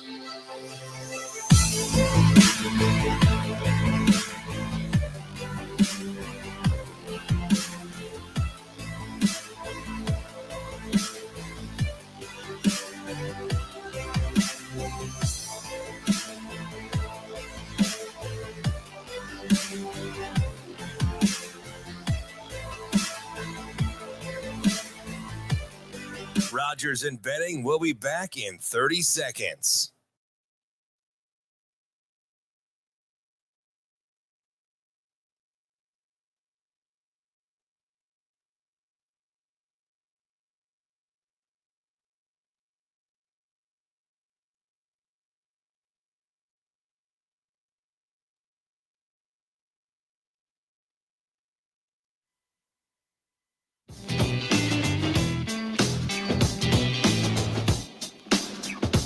Coffee and Cream with Rogers and Benning on Hail Varsity Radio. And he jumps on the first pitch and launches it to center.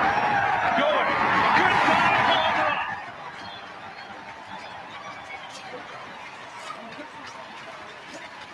run. Goal butt mill. A 2-run shot here in the third, his 12th of the year, and TCU leads it 3-0. Hey, welcome back. Coffee and Cream in the morning on Hail Varsity Radio, powered by Currency. Damon Benning, Andrew Rogers. Happy to have you with us on the heels of talking baseball. They're talking driving etiquette. Yeah, well, that too. But the Omaha Storm Chasers are in town this week. So here's what you can look forward to up until the College World Series. How about that? Tonight is Free on the Green, which is the first 100 fans to show their FNBO card. Get up to 4 free berm tickets. First pitch at 7:05 tomorrow. The games between the Columbus Clippers, I believe is what that's supposed to say. The Sippers. It absolutely is. The Sippers. It's Fantasy Day and Whining Wednesday. Day dedicated to wizards, witches, fairies, prince, and princesses. And then on Thursday, you have meet players from USL Union Omaha Night. Union Omaha, get some autographs. So check out the Omaha Storm Chasers as we build up for the College World Series. Let's go to the phone now and speak to our next guest. We'll talk a little TCU baseball with Kirk Saarloos, the head coach over at TCU. Kirk, good morning.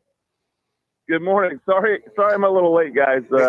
We got first day of little kid all-star day camp, and was greeting the kids on the way in, and my minutes and my time got away from me for a little bit. So sorry, I'm a little bit late to the show. Hey, no need to apologize at all. DB was the one that was mad. No. I'm the one vouching for you, Coach. I'm like, your reputation precedes you, even as a pitching coach to head coach. Like, you can tell by your interviews, especially when people come to you in the dugout. I always think it's classic. It's like, you got to be nice.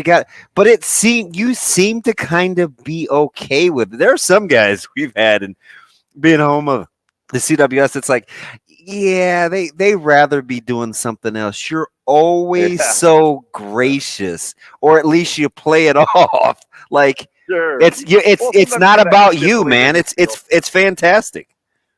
Yeah, well, I mean, that's what it is, to be honest with you. When we as coaches sometimes make it too much and too serious, it's still a game. It's still, I'm watching these kids file into camp, and it's still most beautiful game ever that kids fall in love with, and let's not make it more important or bigger than what it needs to be. And sometimes we do, because this is how we put food on the table for the family. And welcome to camp, buddy. And That's awesome. And it's one of those deals where it's, you know what? It's like, hey, let's remind ourselves there's a lot of worse things that we can be doing. We get to play baseball, and even when it gets stressful and even when it gets tough, let's have the perspective on what a great game we get to play.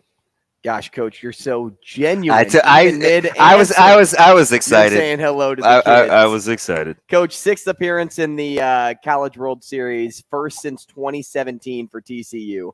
Your opener against the Cinderella, Oral Roberts. Yeah. Do you like your draw? Well, I mean, to be honest with you, the draw is no matter what your bracket is or who you're playing, they're really good, they're hot, or they're both. And really every single team here is both really good and hot. So it doesn't really matter who you play. You're gonna have to beat the other team, ace, and you're gonna have to play really good baseball, just like super regionals. There's a lot of luck involved in terms of, you watched the Stanford Texas game last night and how it ended. I mean, there's yeah. People don't understand how hard it is to get to the College World Series, and there's a lot of skill involved, but there's a lot of times there's a lot of luck involved in getting to the World Series, and so once you get here, man, it's basically who's going to play the best baseball for the next 2 weeks. Coach, and anybody can win it. Yeah, two things in one right there. Number one, I made the case. I said this is a strange comp to make because one is professional, one is college. But a couple weeks ago, I said outside of winning the Stanley Cup, you could make the case that winning a national championship in college baseball is the second most difficult thing to do in team sports. Just how the regionals are set up, the conference tournaments, RPI is a little antiquated, the supers are tough, and like what you said, you need luck, right? An out or safe call on a replay last night seemed to dictate some momentum. You guys, Andrew, this is funny. We're talking to you because Monday we argued over who was the hotter team. He wanted me to say Wake. Mm-hmm. I said, no, it's TCU. I just said on Twitter a day before, somebody told TCU that this isn't softball. The way you guys got going offensively and could score in spurts, and Klecker and Abel and Stottenberg, all those guys kind of settled down in the rotation. You got to feel really good about where you are right now.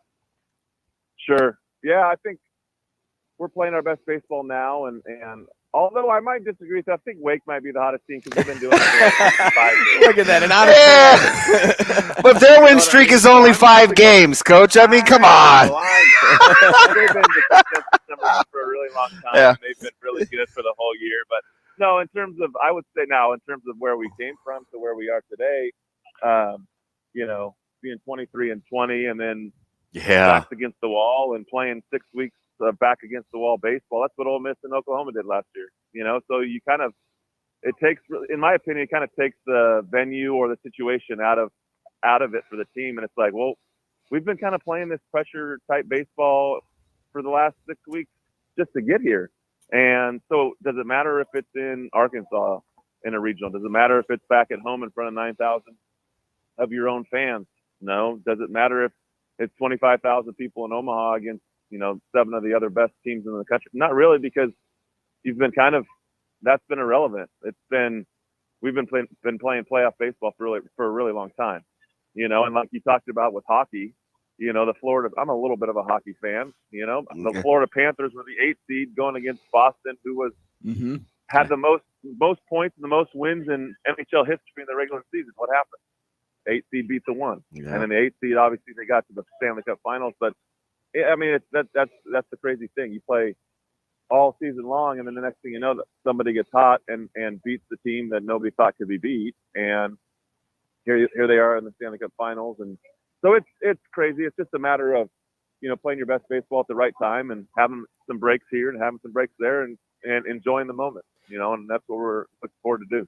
Coach, speaking of getting hot and staying hot at the right time, you know what you're going to get out of Bowen, Fontenelle, and Silva at the plate, pretty consistent hitters for you. But how important has it been for Richardson to stay hot in the order and provide those jolts that this offense has been in need of over the course of the regionals, super regionals up until this point? He's on fire.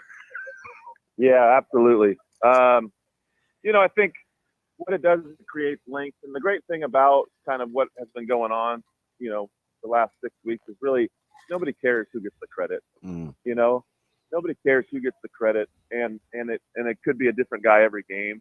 And that's when it's a lot of fun, when everybody shares in the greatness and the wins. And we have a guy that was probably our middle of the order hitter last year and started the year that way, and we finally got into a solidified kind of rotation of what our 9-man lineup was. He hasn't been in it for the last 2 months, and he's the first guy on the chart. He's the first guy coming off the bench when we score. He's the first guy, and his demeanor hasn't changed one bit. And so when you get 27 guys, pulling for one another and not caring who gets the credit, it's a pretty fun thing to be around. It's a pretty fun dugout, on a daily basis, just because of the selflessness that these kids are showing and the grit and determination of where they've come from and what they're doing now. So couldn't be more proud of a group. One of the reasons I was so excited to talk to you is, known historically for being a football guy. Baseball was my favorite sport. Got a chance to play against guys like Kyle Peterson and Brian O'Connor in high school. And when I listen to you, you have this thing about you where you're really other-centered. It's always about something greater or seemingly more important than you. You hit the nail on the head when you're talking about kids and making the game too serious. And now you're talking about being not just about one guy. How much of that has to do with the fact I always wait and see when teams start to sound like their head coach? I look at your pitching, right? It's been a collective effort. There have been some ups and downs, some highs and lows, but everybody's just kind of doing their part. And you've pieced this thing together. Doesn't matter who takes the bump at what time. They're playing a lot like you sound when I listen to you do interviews. I'm dead serious here, Coach. Thank you.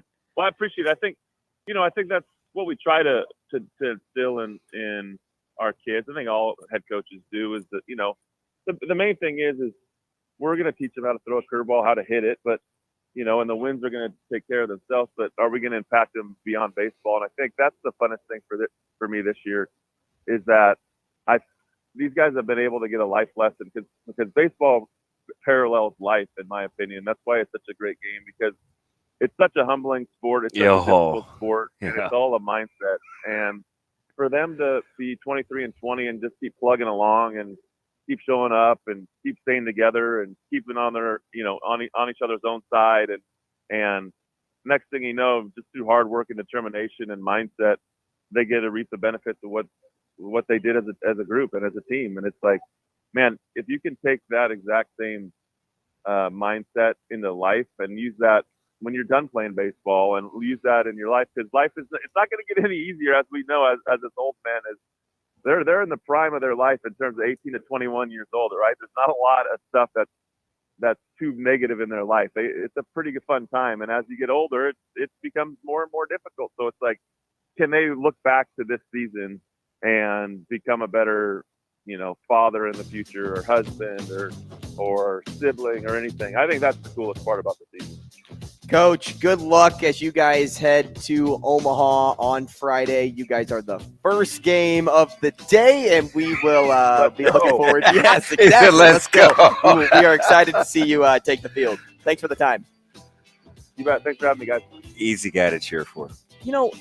Remember, even though he was a Red and they're killing your Cardinals, but that's fine. Yeah. Remember how we talked about this was probably a few weeks ago, maybe a month, about baseball being probably the most humbling sport. It is. It's a game of managing failures. failures. You have an error, and now you may not get another ball till the 7th. Yeah. We'll be back with Joel Lorenzi. Rogers and Benning will be back in 4 minutes.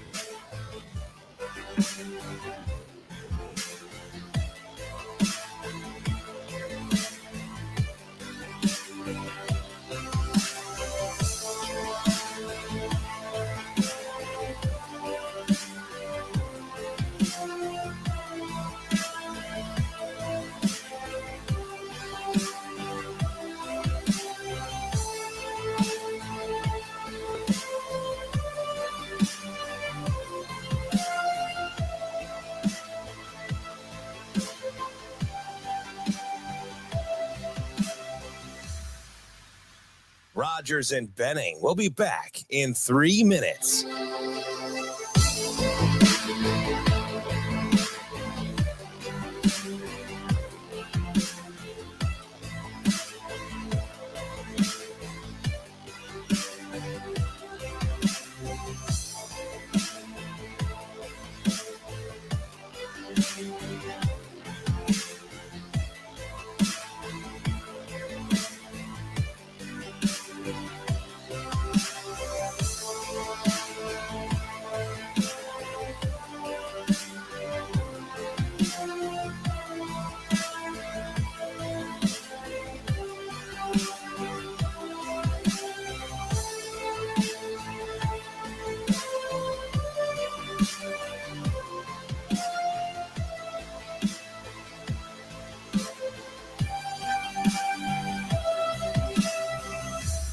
Rogers and Benning will be back in 2 minutes.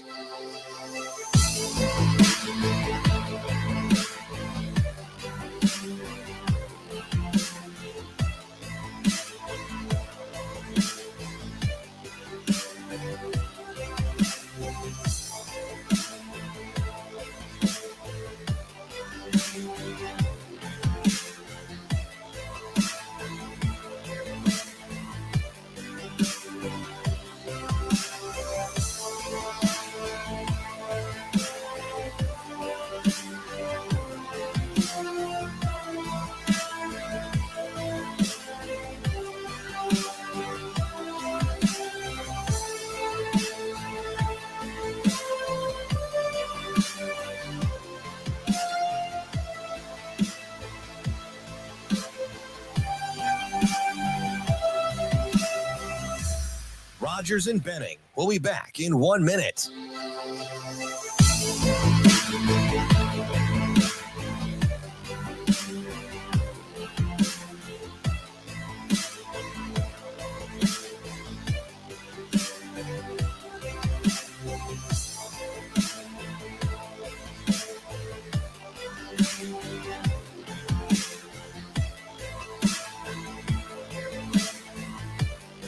Rogers and Benning will be back in 30 seconds.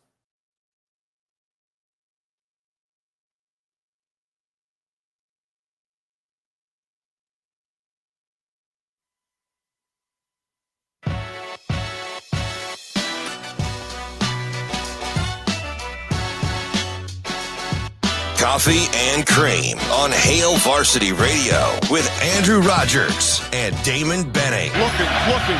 Finds Struce back to Larry. There it is. Three-pointer. Won't go. Rebound. Caldwell Pope. They're not going to foul. The Heat will let it play out. It's over. At last, the long wait is over. After 47 years, the Denver Nuggets can finally call themselves NBA champions.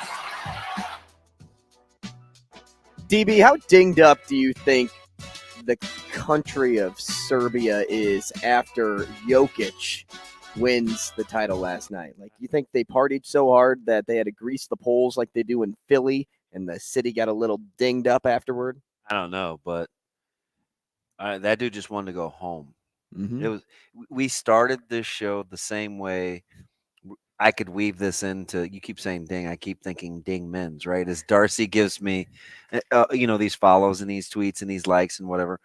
So the funny way to land this plane, and I just thought of this as you're saying this, right? Because you're talking about Serbia, right? A 100th of a 1% of the world's population, and now they have a they have a couple of jokers, right?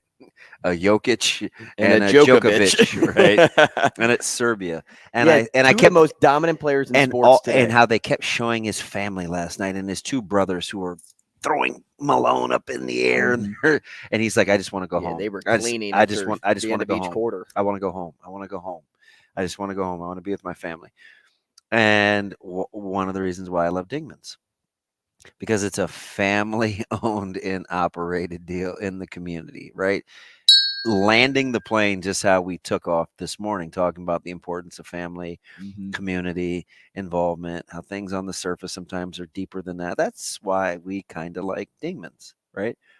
4 great locations, family-owned and operated, and it's about the community. How supportive is Darcy? She gets a lot of run just because Shane secretly is in love. That's fine. He doesn't know any better. We like Darcy because of the impact that our family has because of in how the nice community. she is to us. Yeah, right. Listen, when you only have 1080 DPI and pixels on your computer, it's easy for real life things to impact you like that. Other people can see past that. Shane, it's okay. I support you. I'm okay. Yeah, it's okay. It's okay. I totally support you. Heads at Dingman's down.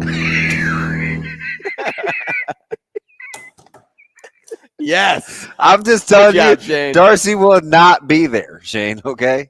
She will not. She has other things to do. She's a mom, a wife. Like, she's not going to just be hanging out at Dingman's. Which, by the way, I do have a ding in my car above my wheel well. Man. Well, and I try to, listen, that's why parking is so important to me. People are selfish. Selfish. There it is. I don't expect you to, leave me a note. Yeah. Selfish. Oh, yeah. Above my wheel well, which means you're clearly in the wrong. Yes. If it was on your door, it happens. Yeah, that's I'm a still kid mad. getting in the back seat of a Caravan or an Right. Odyssey or Or a cart or something. Nobody's tackling grocery store carts. Were you at Shane. Target? I don't know where I was. Probably, I don't know, someplace in Chicago.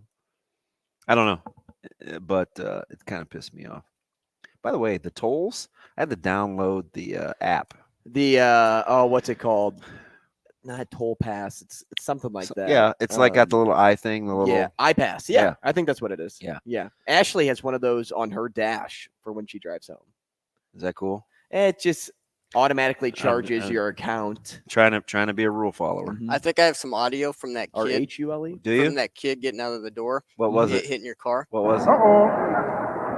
Wow, that kid sounded mature. He's so childish. And the Rockets.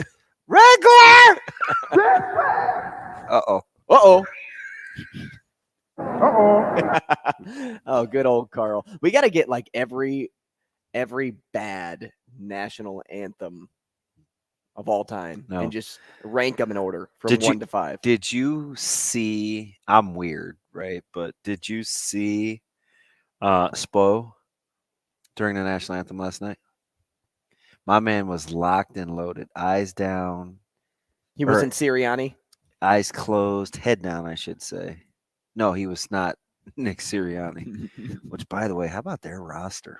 They lost a ton, but they have a ton. Yeah, that's just like they can't get worse. Yeah, you can. They won the Super Bowl. I'm just saying it's like they can't get worse. It's like they can't get worse. But a lot of people like Dallas. Yeah, I feel like everybody likes Dallas coming into the but year. Dallas and every roster year we is like better, Dallas. though. Yeah, but it's Dallas. And they don't have They could go 13-3 and lose in the first round of the playoffs. They don't have Zeke hanging over their head. They don't. And Pollard, I liked a lot more than Zeke. But you haven't seen Pollard since the injury though. So that is true. So reserve judgment. That is true. But it's funny you bring Sirianni. He reminds me of Malone. You realize if Phoenix would have beat Denver, Malone probably gets fired. Oh, yeah. Like, you know how much scrutiny he was under as just a regular season coach and not a postseason coach? Much like Budenholzer and, KD having shoes that weren't the right size, toe on the line. Now, just prolong the inevitable. He's fired a year later in Budenholzer. But Malone was a guy that I think was had a hard time endearing himself in Denver. If they would have, I'm telling you, if they would have got bounced by Phoenix, he's probably looking for a job. Yeah, it's weird though because you would think since he had the job since 2015, I think that you would think that at least a lot of organizations, whether you're winning championships or whether you're not, you go after like 3-4 years, and whether that's like the players' interests or just the organization's interests. All in all, a lot of organizations don't grant coaches the latitude that he was granted. staying at this job, having success in the regular season, but not having the postseason success or getting bounced in the postseason, you would think that, he would have been fired a lot earlier. So having that is actually a good thing, the longevity that you saw out of that. Let's go to line 2, talk to our guest of the 9 o'clock hour. His name is Joel Lorenzi, Creighton beat reporter for the Omaha World-Herald at JX Lorenzi. We'll continue talking NBA with him and sprinkle in a little bit of Creighton too. Joel, good morning. Good morning, sir. What's going on? Hey, now listen, full disclosure, are you just waking up because Denver played late, or were you at the barber? No, I was watching Denver. I also was at the gym at like 1 a.m. So listen, long night. Okay, listen, we got to talk. Let's get this out of the way right now. This is just one admirer to the source. Sure. If you've got this old soul and you act like a 55-year-old man, why not nap? Now, wait a minute. Why not nap and readjust your body clock as opposed to fighting your sleep schedule because you don't know when to go to bed? This is your guy, man. Like, I'm practically old enough to maybe be your father if I made bad decisions. What's up? Maybe so, but I think because look, who goes to the gym at 1 a.m.? Look, well, one, it was great because I had never been that late. But one, it was great because there was nobody there, maybe like 2 other people there, so I wasn't waiting on people with the machines, whatever. But what it is, I'll get up. Like right now, you guys would call me.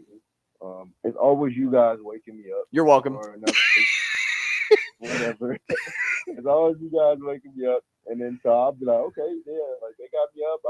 I just got energized to the conversation. Like I could stay up, and then I'll be like 2 hours in, and I'll just crash on the couch, and that'll be like the rest of what was supposed to be my sleep, and then my day is thrown off, and then and then that's when the clock is skewed, and then I end up being wide awake. Yes, it's like the curious case of Benjamin Button. he was like older than he really like. You act like you're 60. You're in your 20s. Who though? According to who? Just DB.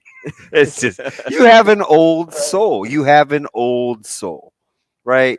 I keep hearing that, but what telling people that? The taper, the professionalism, the frame of reference when you talk about sports, like you've been a Berean, you've done your homework, you're kind of this, you don't love analytics, you use it as a baseline. Like, hey, you probably drink scotch if you drink it all, right? Like, you probably wear slippers and a robe, yet you'll turn around and listen to like Lil Boosie. I don't know. Never on the road, but I'm not the scotch type. But DB, next birthday I have, I'm a cognac fan. Right? Okay, I got you. Oh, all right. I got you. I listened to a lady. I was in your neck of the woods, Joel. I was in your neck of the woods. I actually was in Naperville, which is another 35 minutes from. I know it's another 35 minutes from the south side. But listen, she was at. She walked into Is it a bit? What's the little gas stations there that don't sell alcohol? Like a Big K or a Super K or something like that. And she goes, Super K, I think. Yep. She goes, how do you not have cognac? All of these people in line for gas, you don't have any cognac. And the guy looked at her and he said, that's a few miles down the road. Hey, that's why my neck of the woods. That's why I didn't go to Super K. Oh, you're not an avid Super K shopper? Nah, man, I'm really not a gas station shopper if we being real, because they're always underprepared. Oh, see, there's that old soul again. You're supposed to be one of those children of the product of their environment where they want it now, so they get it now. You like being prepared. No, Your reasoning was well thought out, so I'm gonna let it slide. But I have to keep thinking it through. Like a good Eagle Scout, he'll accept it. He's always prepared. Hey, how close do you think Malone was to being fired if they don't beat Phoenix?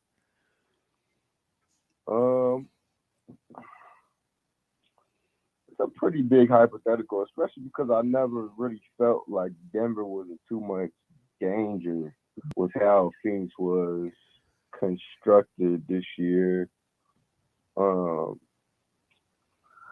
don't know, because I mean they had chances to fire him, right? And it's age of, and this is the kind of the theme of the coverage now, because they stuck it out with him.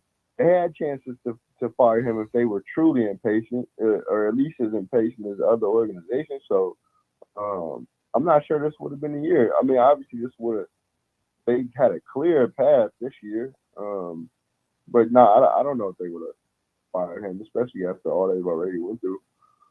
Joel, I just got done saying if you're not winning championships, you go.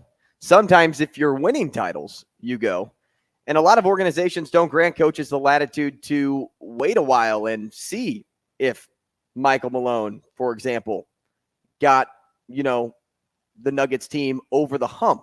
So how much credit does he deserve in this historic moment then? Because I always talk about, and I am probably in the minority when I say it, but I always talk about how I don't know how much coaches actually. Oh yeah, he's an NBA coach hater, Joel. Actually matter in the NBA. It seems everything is just player led, especially when you have this so-called firepower that the Nuggets have. Now, Spoelstra is the exception to the rule. I get it. There are some coaches out there that are actual film junkies and get really deep into the game. But when you get guys like Jokic, like LeBron, like Durant, other big names in the league, it doesn't seem like you really have to coach them. They do the coaching themselves. Your theory can be true for big chunks of the regular season. I think you can even win a playoff series without crazy coaching, because, like you said, like some of these first options are like all timers. Like they're really like that. Like I think 2019 Kawhi is a prime example. Like you really did not have to coach that dude to I think go as far as they did. You got to manage his personality. Pop didn't want to. Manage Kawhi's personality? Yes. Give me a break. We talking about Kawhi here. Oh Lord. Lord. So now Kawhi is Kobe, right? Like, what are we talking about? You think Kawhi doesn't need a babysitter? He's getting advice from his uncle on how to do contracts. Like Kawhi is self-made now?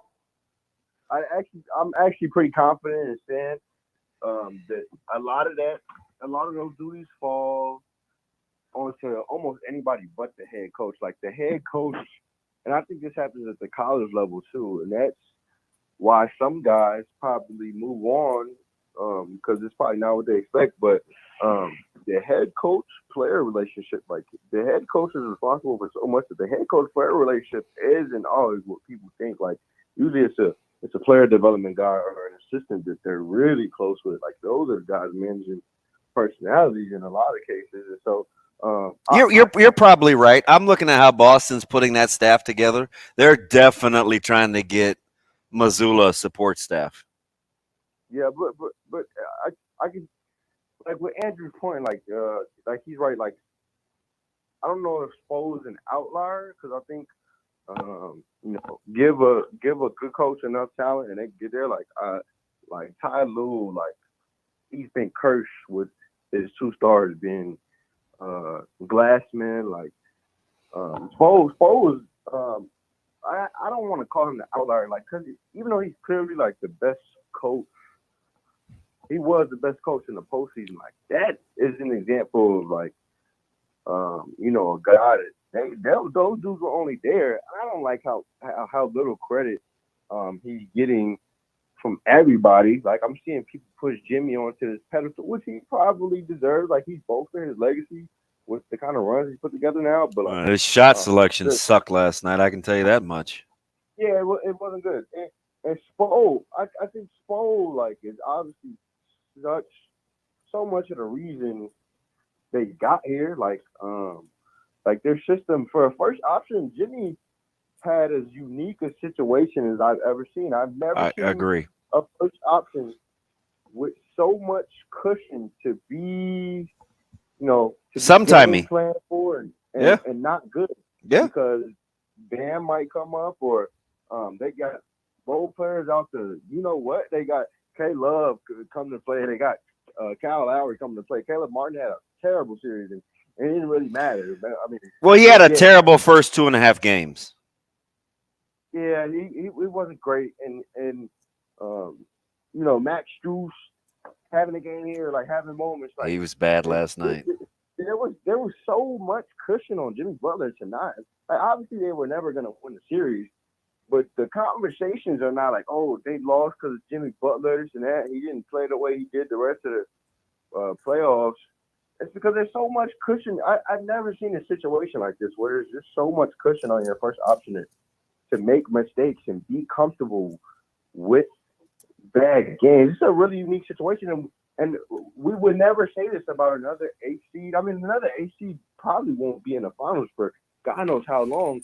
And a lot of this is because we've come to, like, there's some normalcy here because of Spo. Like, Spo has made this system happen to where it's like, this is not the most far-fetched thing in the world. I think he deserves some credit here. And I don't know that he's alone in the NBA as one of those coaches. Obviously, he's number one probably in that regard. But I don't know that he's alone.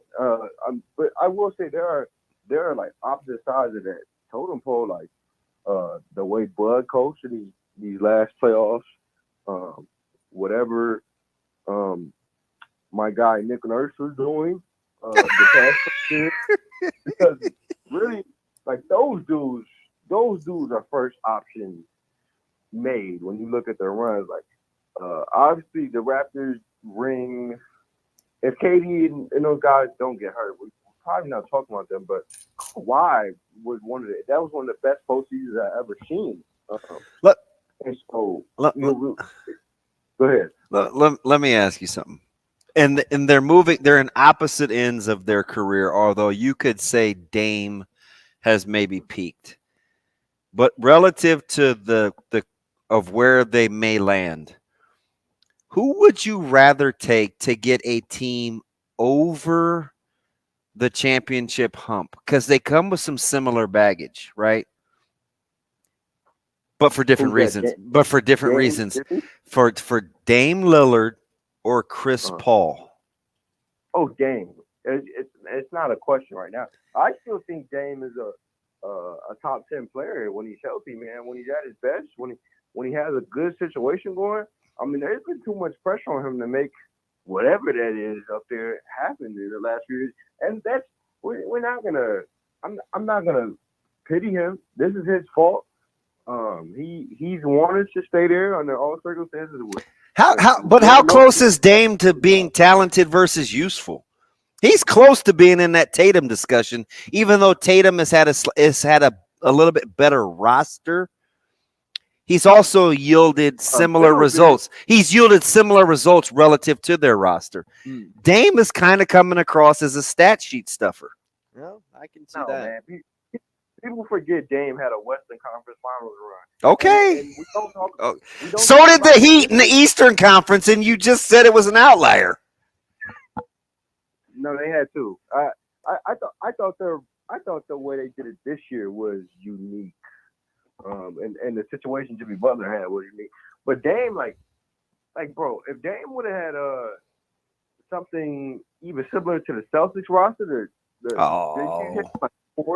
like the level of talent, just corresponding with who Dame is, Dame would have already been to the finals. Okay, let me ask it a different way. With general manager Joel Lorenzi, package a core to get Dame, or spend a little extra to get Paul as an additional complementary piece. Which one would you do? Well, it sounds like these teams are in different states, man. And I got to know what order. Well, I think they are. Like if I'm Miami, and I have to give up some of my core, that's different than, like, let's say the Lakers spending a little extra for 1 or a year and a half to get a complementary piece for Paul. right? Like, it's a little different in terms of the long-term plan.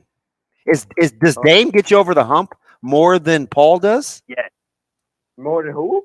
More than Paul does? Absolutely. Oh, my goodness.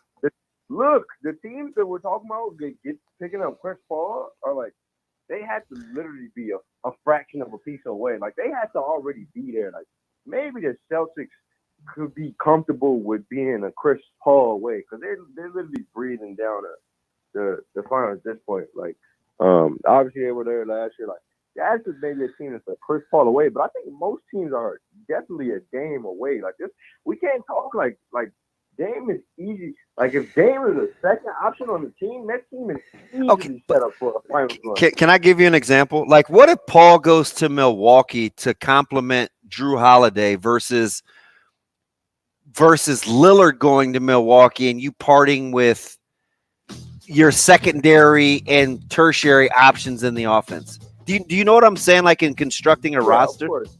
Yeah. Okay. Well, if Dame goes there, it would be laughable to call anybody else to. But if Chris Paul went there, we had some competition, but they would probably be the favorite. There's a difference. Okay, but what has Dame showed you that he would be well served playing with a guy that handles the ball as much as Giannis?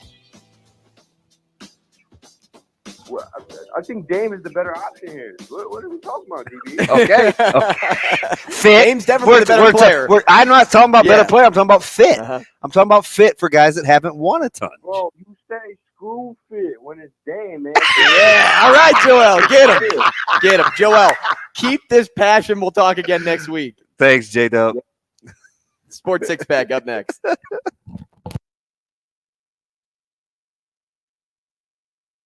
Rogers and Benning will be back in 5 minutes.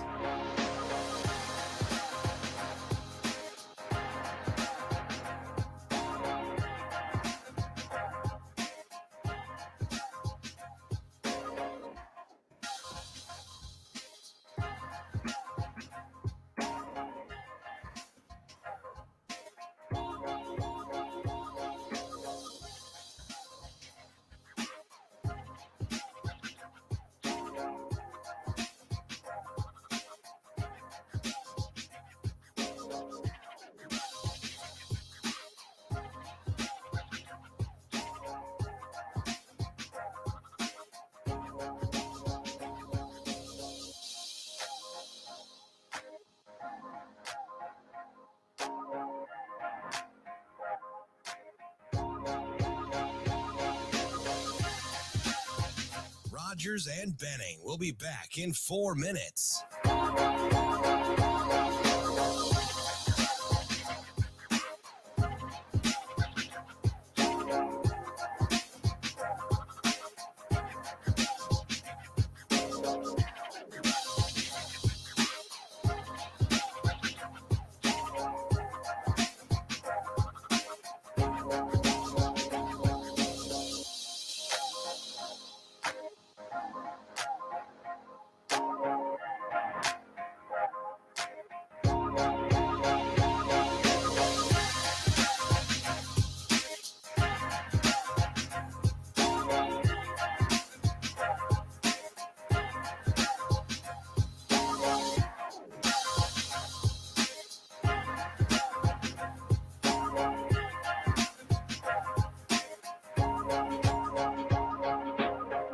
Rogers and Benning will be back in 3 minutes.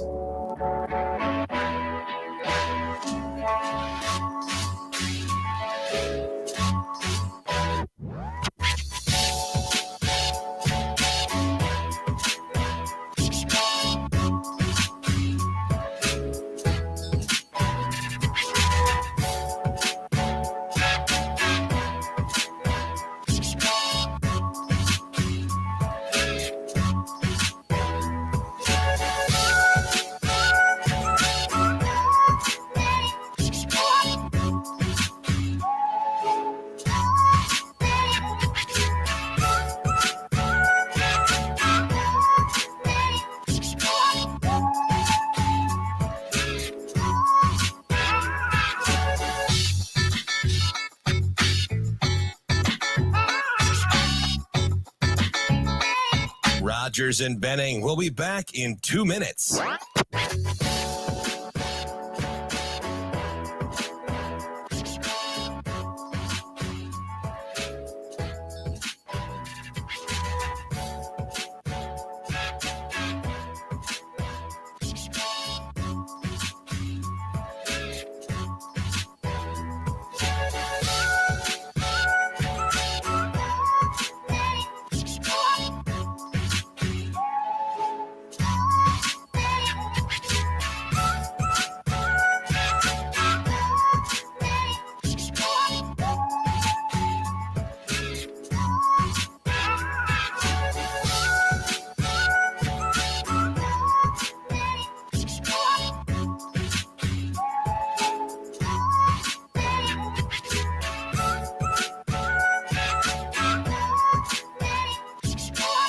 Rogers and Benning will be back in 1 minute.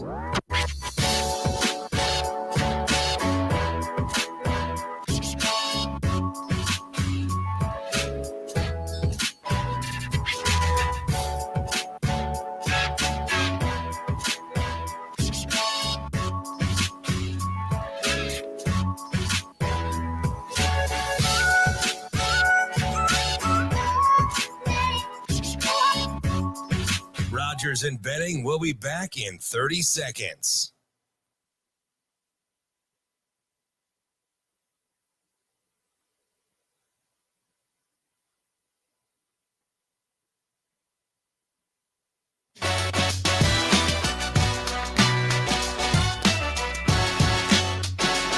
Coffee and Cream with Rogers and Benning on Hail Varsity Radio.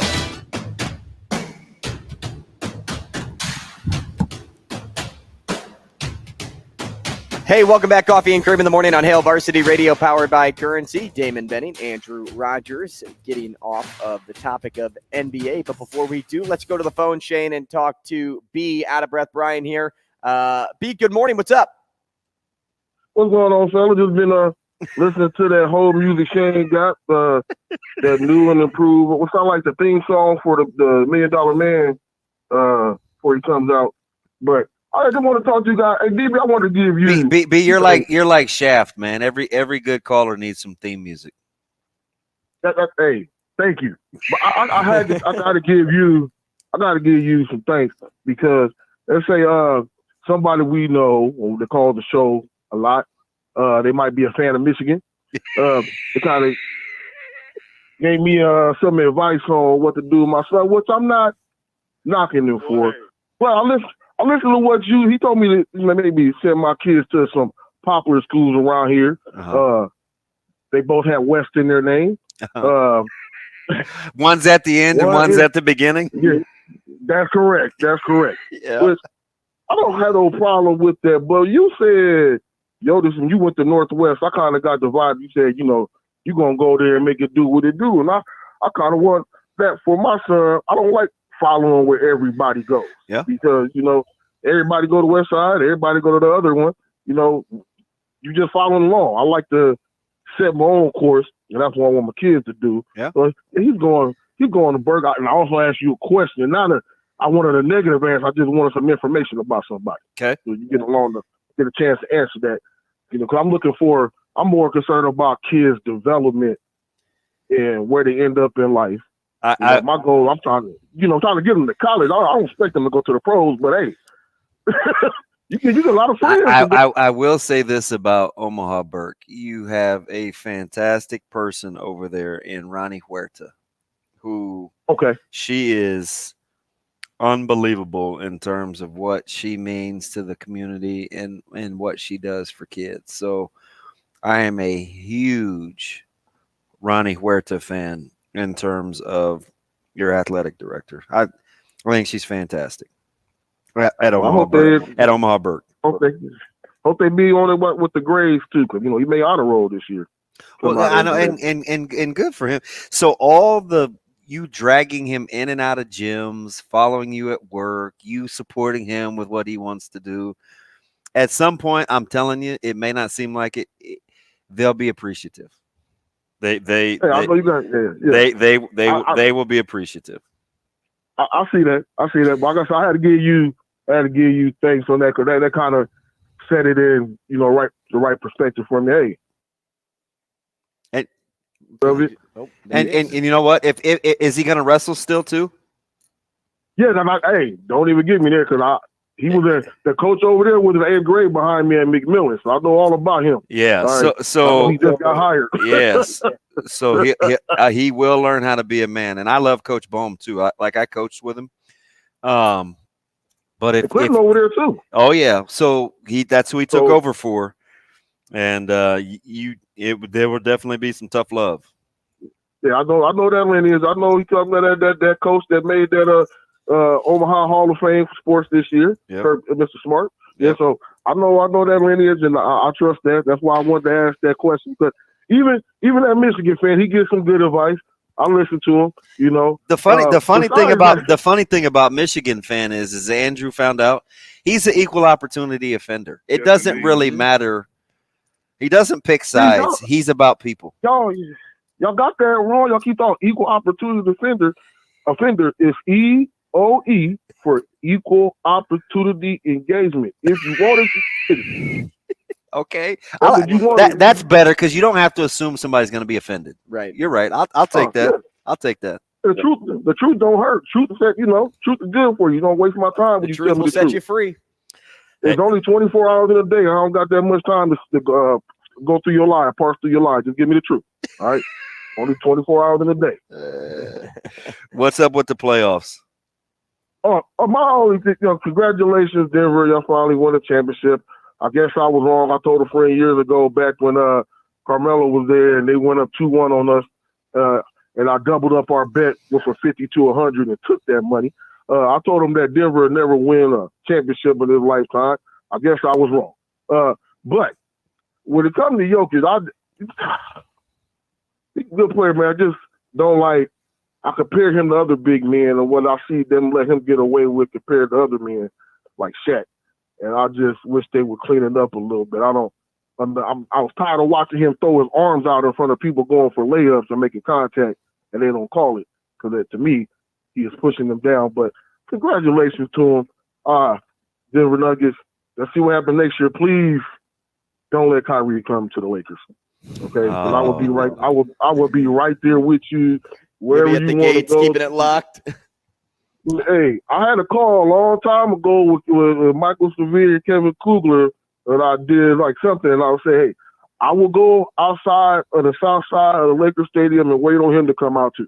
That's all I got to say. All right, baby. I can't have him there. I can't have him there. Not for your mental health. No, not out. Not at all. I appreciate it. Go ahead. You guys have a nice day. Appreciate it, B. Hey, thanks, B. Shane, crack the cap. Time now for the Sports Six-Pack on Coffee and Cream with Andrew Rogers and Damon Benning. Presented by Zipline Brewing Company, makers of Dear Old Nebraska Brew, the official beer of Nebraska alumni. Question number 1.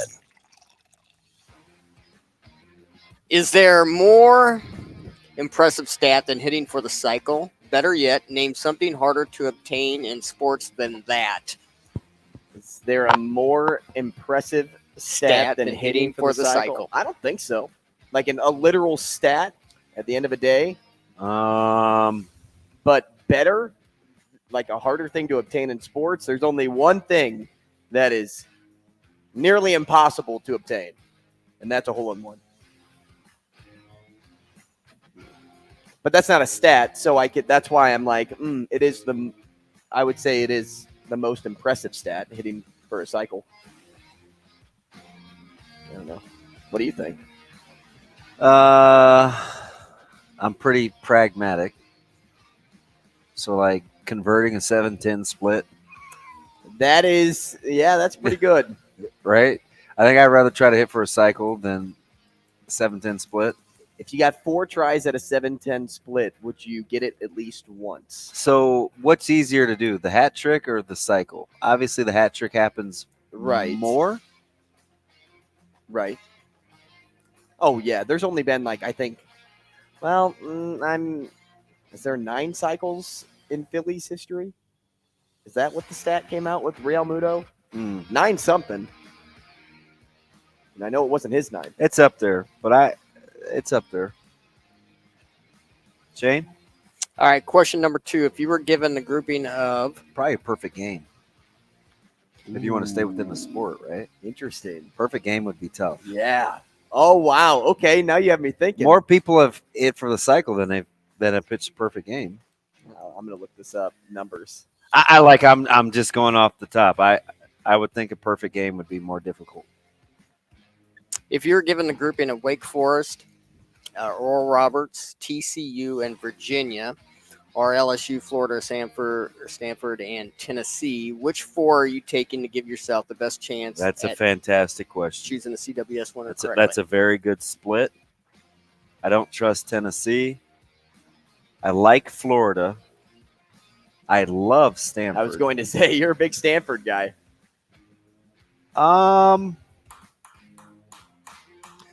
So I'll go down to the lowest common denominator, which is the worst team in each half of the bracket that I think. I'll take the second half. I think Tennessee is better than Oral Roberts. And I would put Tennessee 4th on that list of the second half if I'm comparing the brackets. I'll take the first grouping with Wake Forest. Does that make sense what I did? Mm-hmm. The best of the worst? Mm-hmm. Give me the second half. And we're talking to ORU, TCU, and Virginia today. So give me those guys. Shano? Which deep thought is better? If 2 vegans are arguing, is it still considered beef? Or if you work security at a Samsung store, does that make you the guardian of the galaxy? Oh, wow. Just because the second one's funnier, I'm going with Guardians of the Galaxy. I like the first one. 2 vegans. Because you have a terrible sense of humor. It's still considered beef. That's good. The second one's really good, too. That's childish. I like hey, that. we got beef? No, we're vegan. Nah, We give me got tofu? Even though Groot's the only character I like, I'll take Guardians. Those guys are overrated. Well, we only had a 3-pack today, but that's okay. We only needed 3 beers to get through the sports 3-pack. Guardians 6-pack. of Galaxy, not overrated. Overrated. Totally underrated. Overrated. Gamora, great. Yeah, so is Sodom. Overrated. Let's get back to sports. We're talking to Oral Roberts baseball head coach next. Rogers and Benning will be back in 4 minutes.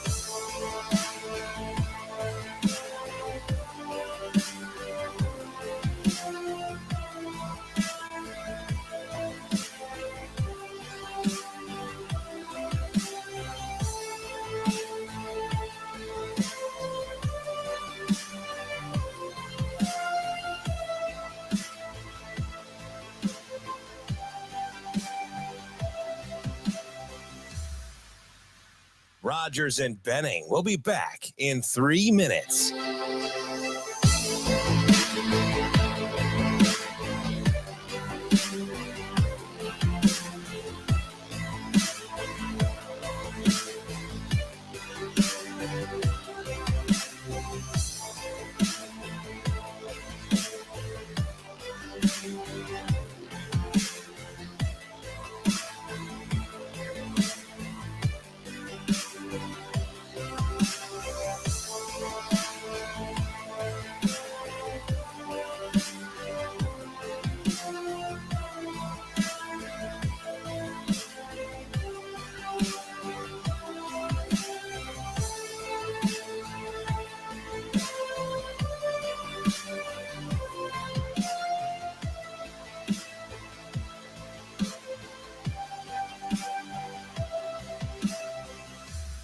Rogers and Benning will be back in 2 minutes.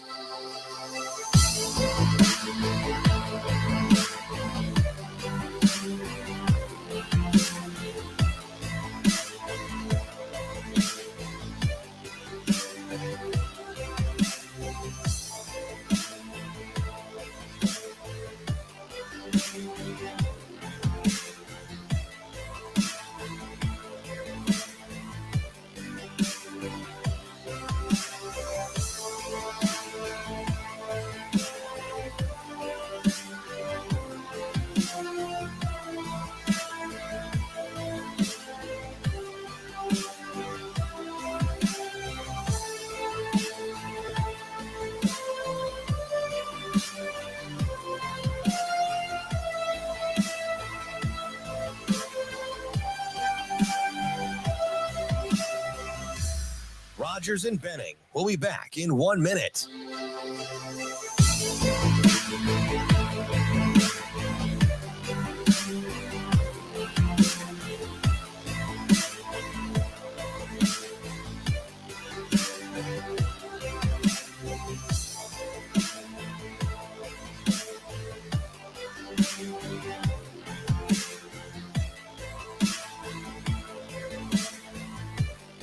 Rogers and Benning will be back in 30 seconds.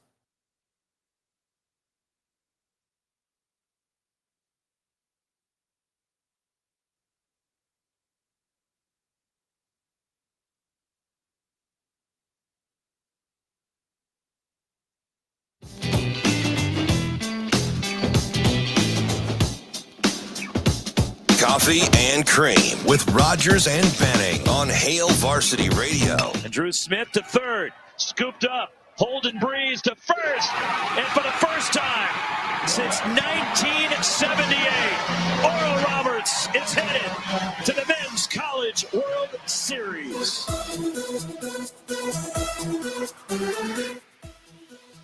Pretty exciting moment for the Summit League and also for all those 4 seeds out there. It's only the 3rd time in College World Series history a 4 seed has made it this far. Congratulations to Oral Roberts. Although we've been talking about them for the past 2-3 weeks, more like a 3 seed over a 4 seed. They never looked like your typical 4 seed, and that was, let's just say they proved that by putting it together and by, seemingly being able to do it in a way to where they overcame the super regional adversity. So what I mean by that is you watch what happened in game 1 and you see Oral Roberts lose that 8-run lead against Oregon. And you would think a team of their status, a lower end of D1 team, a 4 seed, may start to crumble at that moment. But the way that they bounced back and got the come from behind win in game 2 and then completely blew off the doors in game 3, pretty impressive. Oh, I get you. And a lot of people did like them. It was like when they looked at the 4s, we talked to a lot of our baseball guys, Aaron Fitt. Some of these guys are like, hey, keep an eye on Oral Roberts. So I don't know if people saw advancing through the supers, but as 2 guys that cover the Summit, we're well aware of Oral Roberts. We know their win total, and we know how strong they've been all season in conference play. Let's welcome in Coach Ryan Folmer, now Oral Roberts baseball head coach at ORU Folmer on Twitter. Coach, good morning. Thanks for taking some time. Man, appreciate y'all having me on. Yeah, listen, one of the good guys in the sport. Obviously, we follow the Summit close here. Everybody sings your praises. I always like to ask, hey, how long does it take their team to sound and embody their coach? Your team seems to play and talk a lot like you in terms of, let's just play ball, man. Let the chips fall where they may. Here we go. Well, I appreciate y'all saying that. I think, our group has been a lot of fun. And as you said, man, they're about as blue collar as it comes. There's not a lot of flash to what we do or who we are or how we play or how we prepare, but guys are going to go out and play hard and let it fly. And man, I hope I epitomize that a little bit at some point in my career too. Coach, I started off this segment by talking about what took place in the super regionals, and I kind of broke it down. And, after blowing a huge lead in game 1, this team never lost hope. I mean, even though it would have been really easy after that game to just kind of, fall apart. But it's something. There's no question. That was a tough moment, right? I think, and I'll start by saying this. The place in Eugene was going crazy. Man. It was nuts. It was one of those places. And again, I've been doing this for a long time, and we've played all over the country, and we've played in tough places to go play. But that, to me, was as tough as any place that we've been to go play. So that was number one. Yeah, I was going to add. Number two. Oh, go ahead. As you said, you get up 8-0, man, and you lose it, right? You lose it, and you have that moment where you could just kind of sit and sulk and go, you know what? Not our day, not our weekend, not our moment. And our guys weren't having any of that, man. They showed a lot of grit, a lot of toughness, a lot of discipline by just staying the course and in a really tough environment, coming back and winning the last two. And we saw all the numbers. Our guys are smart, kids are smart, players are smart. They watch all the analytics and the data will tell you that 70% of super regional winners are going to win game one. And man, they just weren't having any of it. So proud of the way they competed. We had before the Summit tournament, we talked to Mike Bovey and just his approach to hitting, and we said, hey, what is it about Oral Roberts that makes them such a difficult team to play with? And Omaha's had a pretty tough schedule, and he said, listen, their schedule top to bottom is about as versatile and as good as we've seen all year. How quickly should have, or do you not care if the rest of the country figures that out? There's a lot of versatility 1 through 9. Yeah, I think people that watch us, and that's very nice of Mike, man, what a great player that guy is. Mm-hmm. Holy Super cow. talented. I know he is going to be a good draft pick this year. Yeah. Super happy for him, man. He deserves all of it. Has been a great player for a long time, and we're going to be glad to see him go, to be honest with you, because we couldn't get him out for 3 years.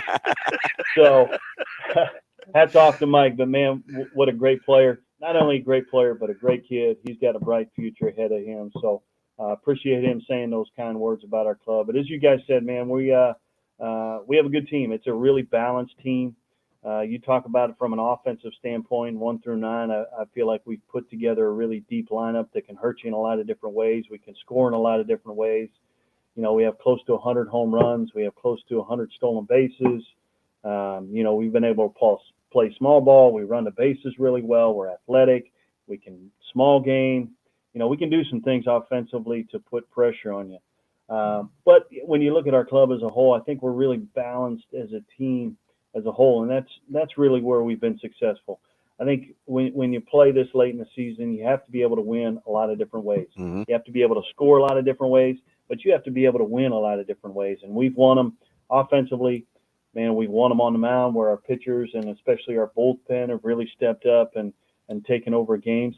And believe it or not, we've won it defensively several times too. Our defense is probably the best group that I've been a part of. So we just have a lot of different ways we feel like we can win a game, and whichever way the game kind of takes you, we feel comfortable going whatever direction the game takes you. I think that's what makes this team special.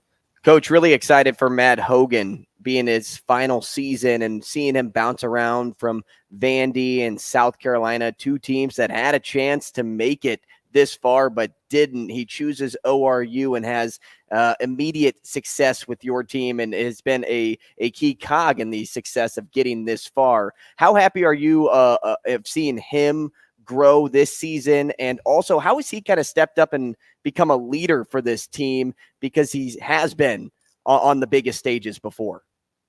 Sure. I think Matt was just one of those guys that he needed 2 things. Number one, he needed a chance to play through some mistakes and get a chance to play every day. And we felt like we could provide that to him. And number 2, I think he just needed to feel like somebody's in his corner. And it's easy to be in the corner of a guy that's a great teammate, a great player, great leader, and is just fun to be around. So we have a team full of those kind of guys too. You mentioned Matt Hogan. We got a lot of guys with varied stories, man. Everybody on our roster has got a unique story as to why they ended up at ORU. But we're so excited that he chose us. And hopefully we're making his experience a positive one. So right down the road, as a Stillwater native, alma mater, I should say, playing at Okie State, you've been at ORU since, right? I think 2003, and head coaching since 2013. You don't know any place other than those 2 schools. How interesting a dynamic is that, to go from a guy that was an assistant to the head man and you haven't looked back in year 11 as the head boss, you've just found a way to keep incrementally getting better. It's rare with your longevity at one institution. Yeah, it is. It is. And I think you can attribute that to a lot of different things. I think first and foremost, we're at a unique place. We have a unique culture, and I love that part of it. This is a Christian university with a faith-based background, and that is very important to me. We love Tulsa. We love the university. We love what it stands for, and that's a huge part of it.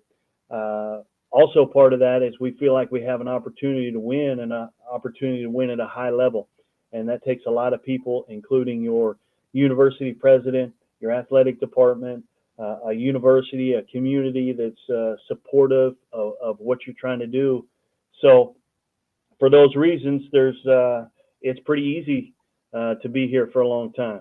You look around our staff, Ryan Neal and I have been together here for 20 years. He and I started the same year, and he's a former player here, probably the most invested guy that's ever been in this program. He's been here close to 25 years as a player and a coach. Wes Davis, our pitching coach, has been here 14 years. So we've been together here a long time. It's a great place. It's a great university. We have a very unique culture that is very important to us. So it's pretty easy to stay. Coach, last thing here before we let you go, speak to that culture. Making it this far is a dream, but how do you get your guys to block out all that is baked into this moment and remind them the job is unfinished? Well, I think it's easier this week maybe than the previous two. And I say that because, we're going on the road to Stillwater with four very good teams. I think any of those four could be in our seat right now, but we end up getting through that. But you go in a place and you're in a hostile environment. You're on the road, and we go to Eugene, and I've mentioned how tough it was there to play. But now you're going into a place where it's pretty much going to be neutral. You're not going to have 8,000 people just screaming at you the entire time. It's going to be a fairly neutral site that is going to be filled with really good baseball fans. And I think that's a relaxing part of this is you're not going into somebody else's house. We're all on equal playing fields and terms. And I think that part's going to be much easier. Coach. And the last part of that is, we understand that what we're chasing is bigger than us. We understand that we're just a small part in this thing. And I think when you're at a Christian school, you have a unique perspective, and I think our guys have a healthy perspective on what this weekend's about. So well put, Coach. Well timing is not always your timing, and the results be what they will. I know you guys will not be accustomed to coming to Omaha and walking away with wins. I get it, different stage, but the city won't be daunting for you. I get the sense. Not at all. Not at all. This is going to be a lot of fun, and we're excited to get up there and get going. Coach, we appreciate your time this morning. Thanks so much, and enjoy kicking off the College World Series on Friday. Thanks, guys. Appreciate you having me. Good luck to you. That's it for Coffee and Cream today. We'll be back tomorrow.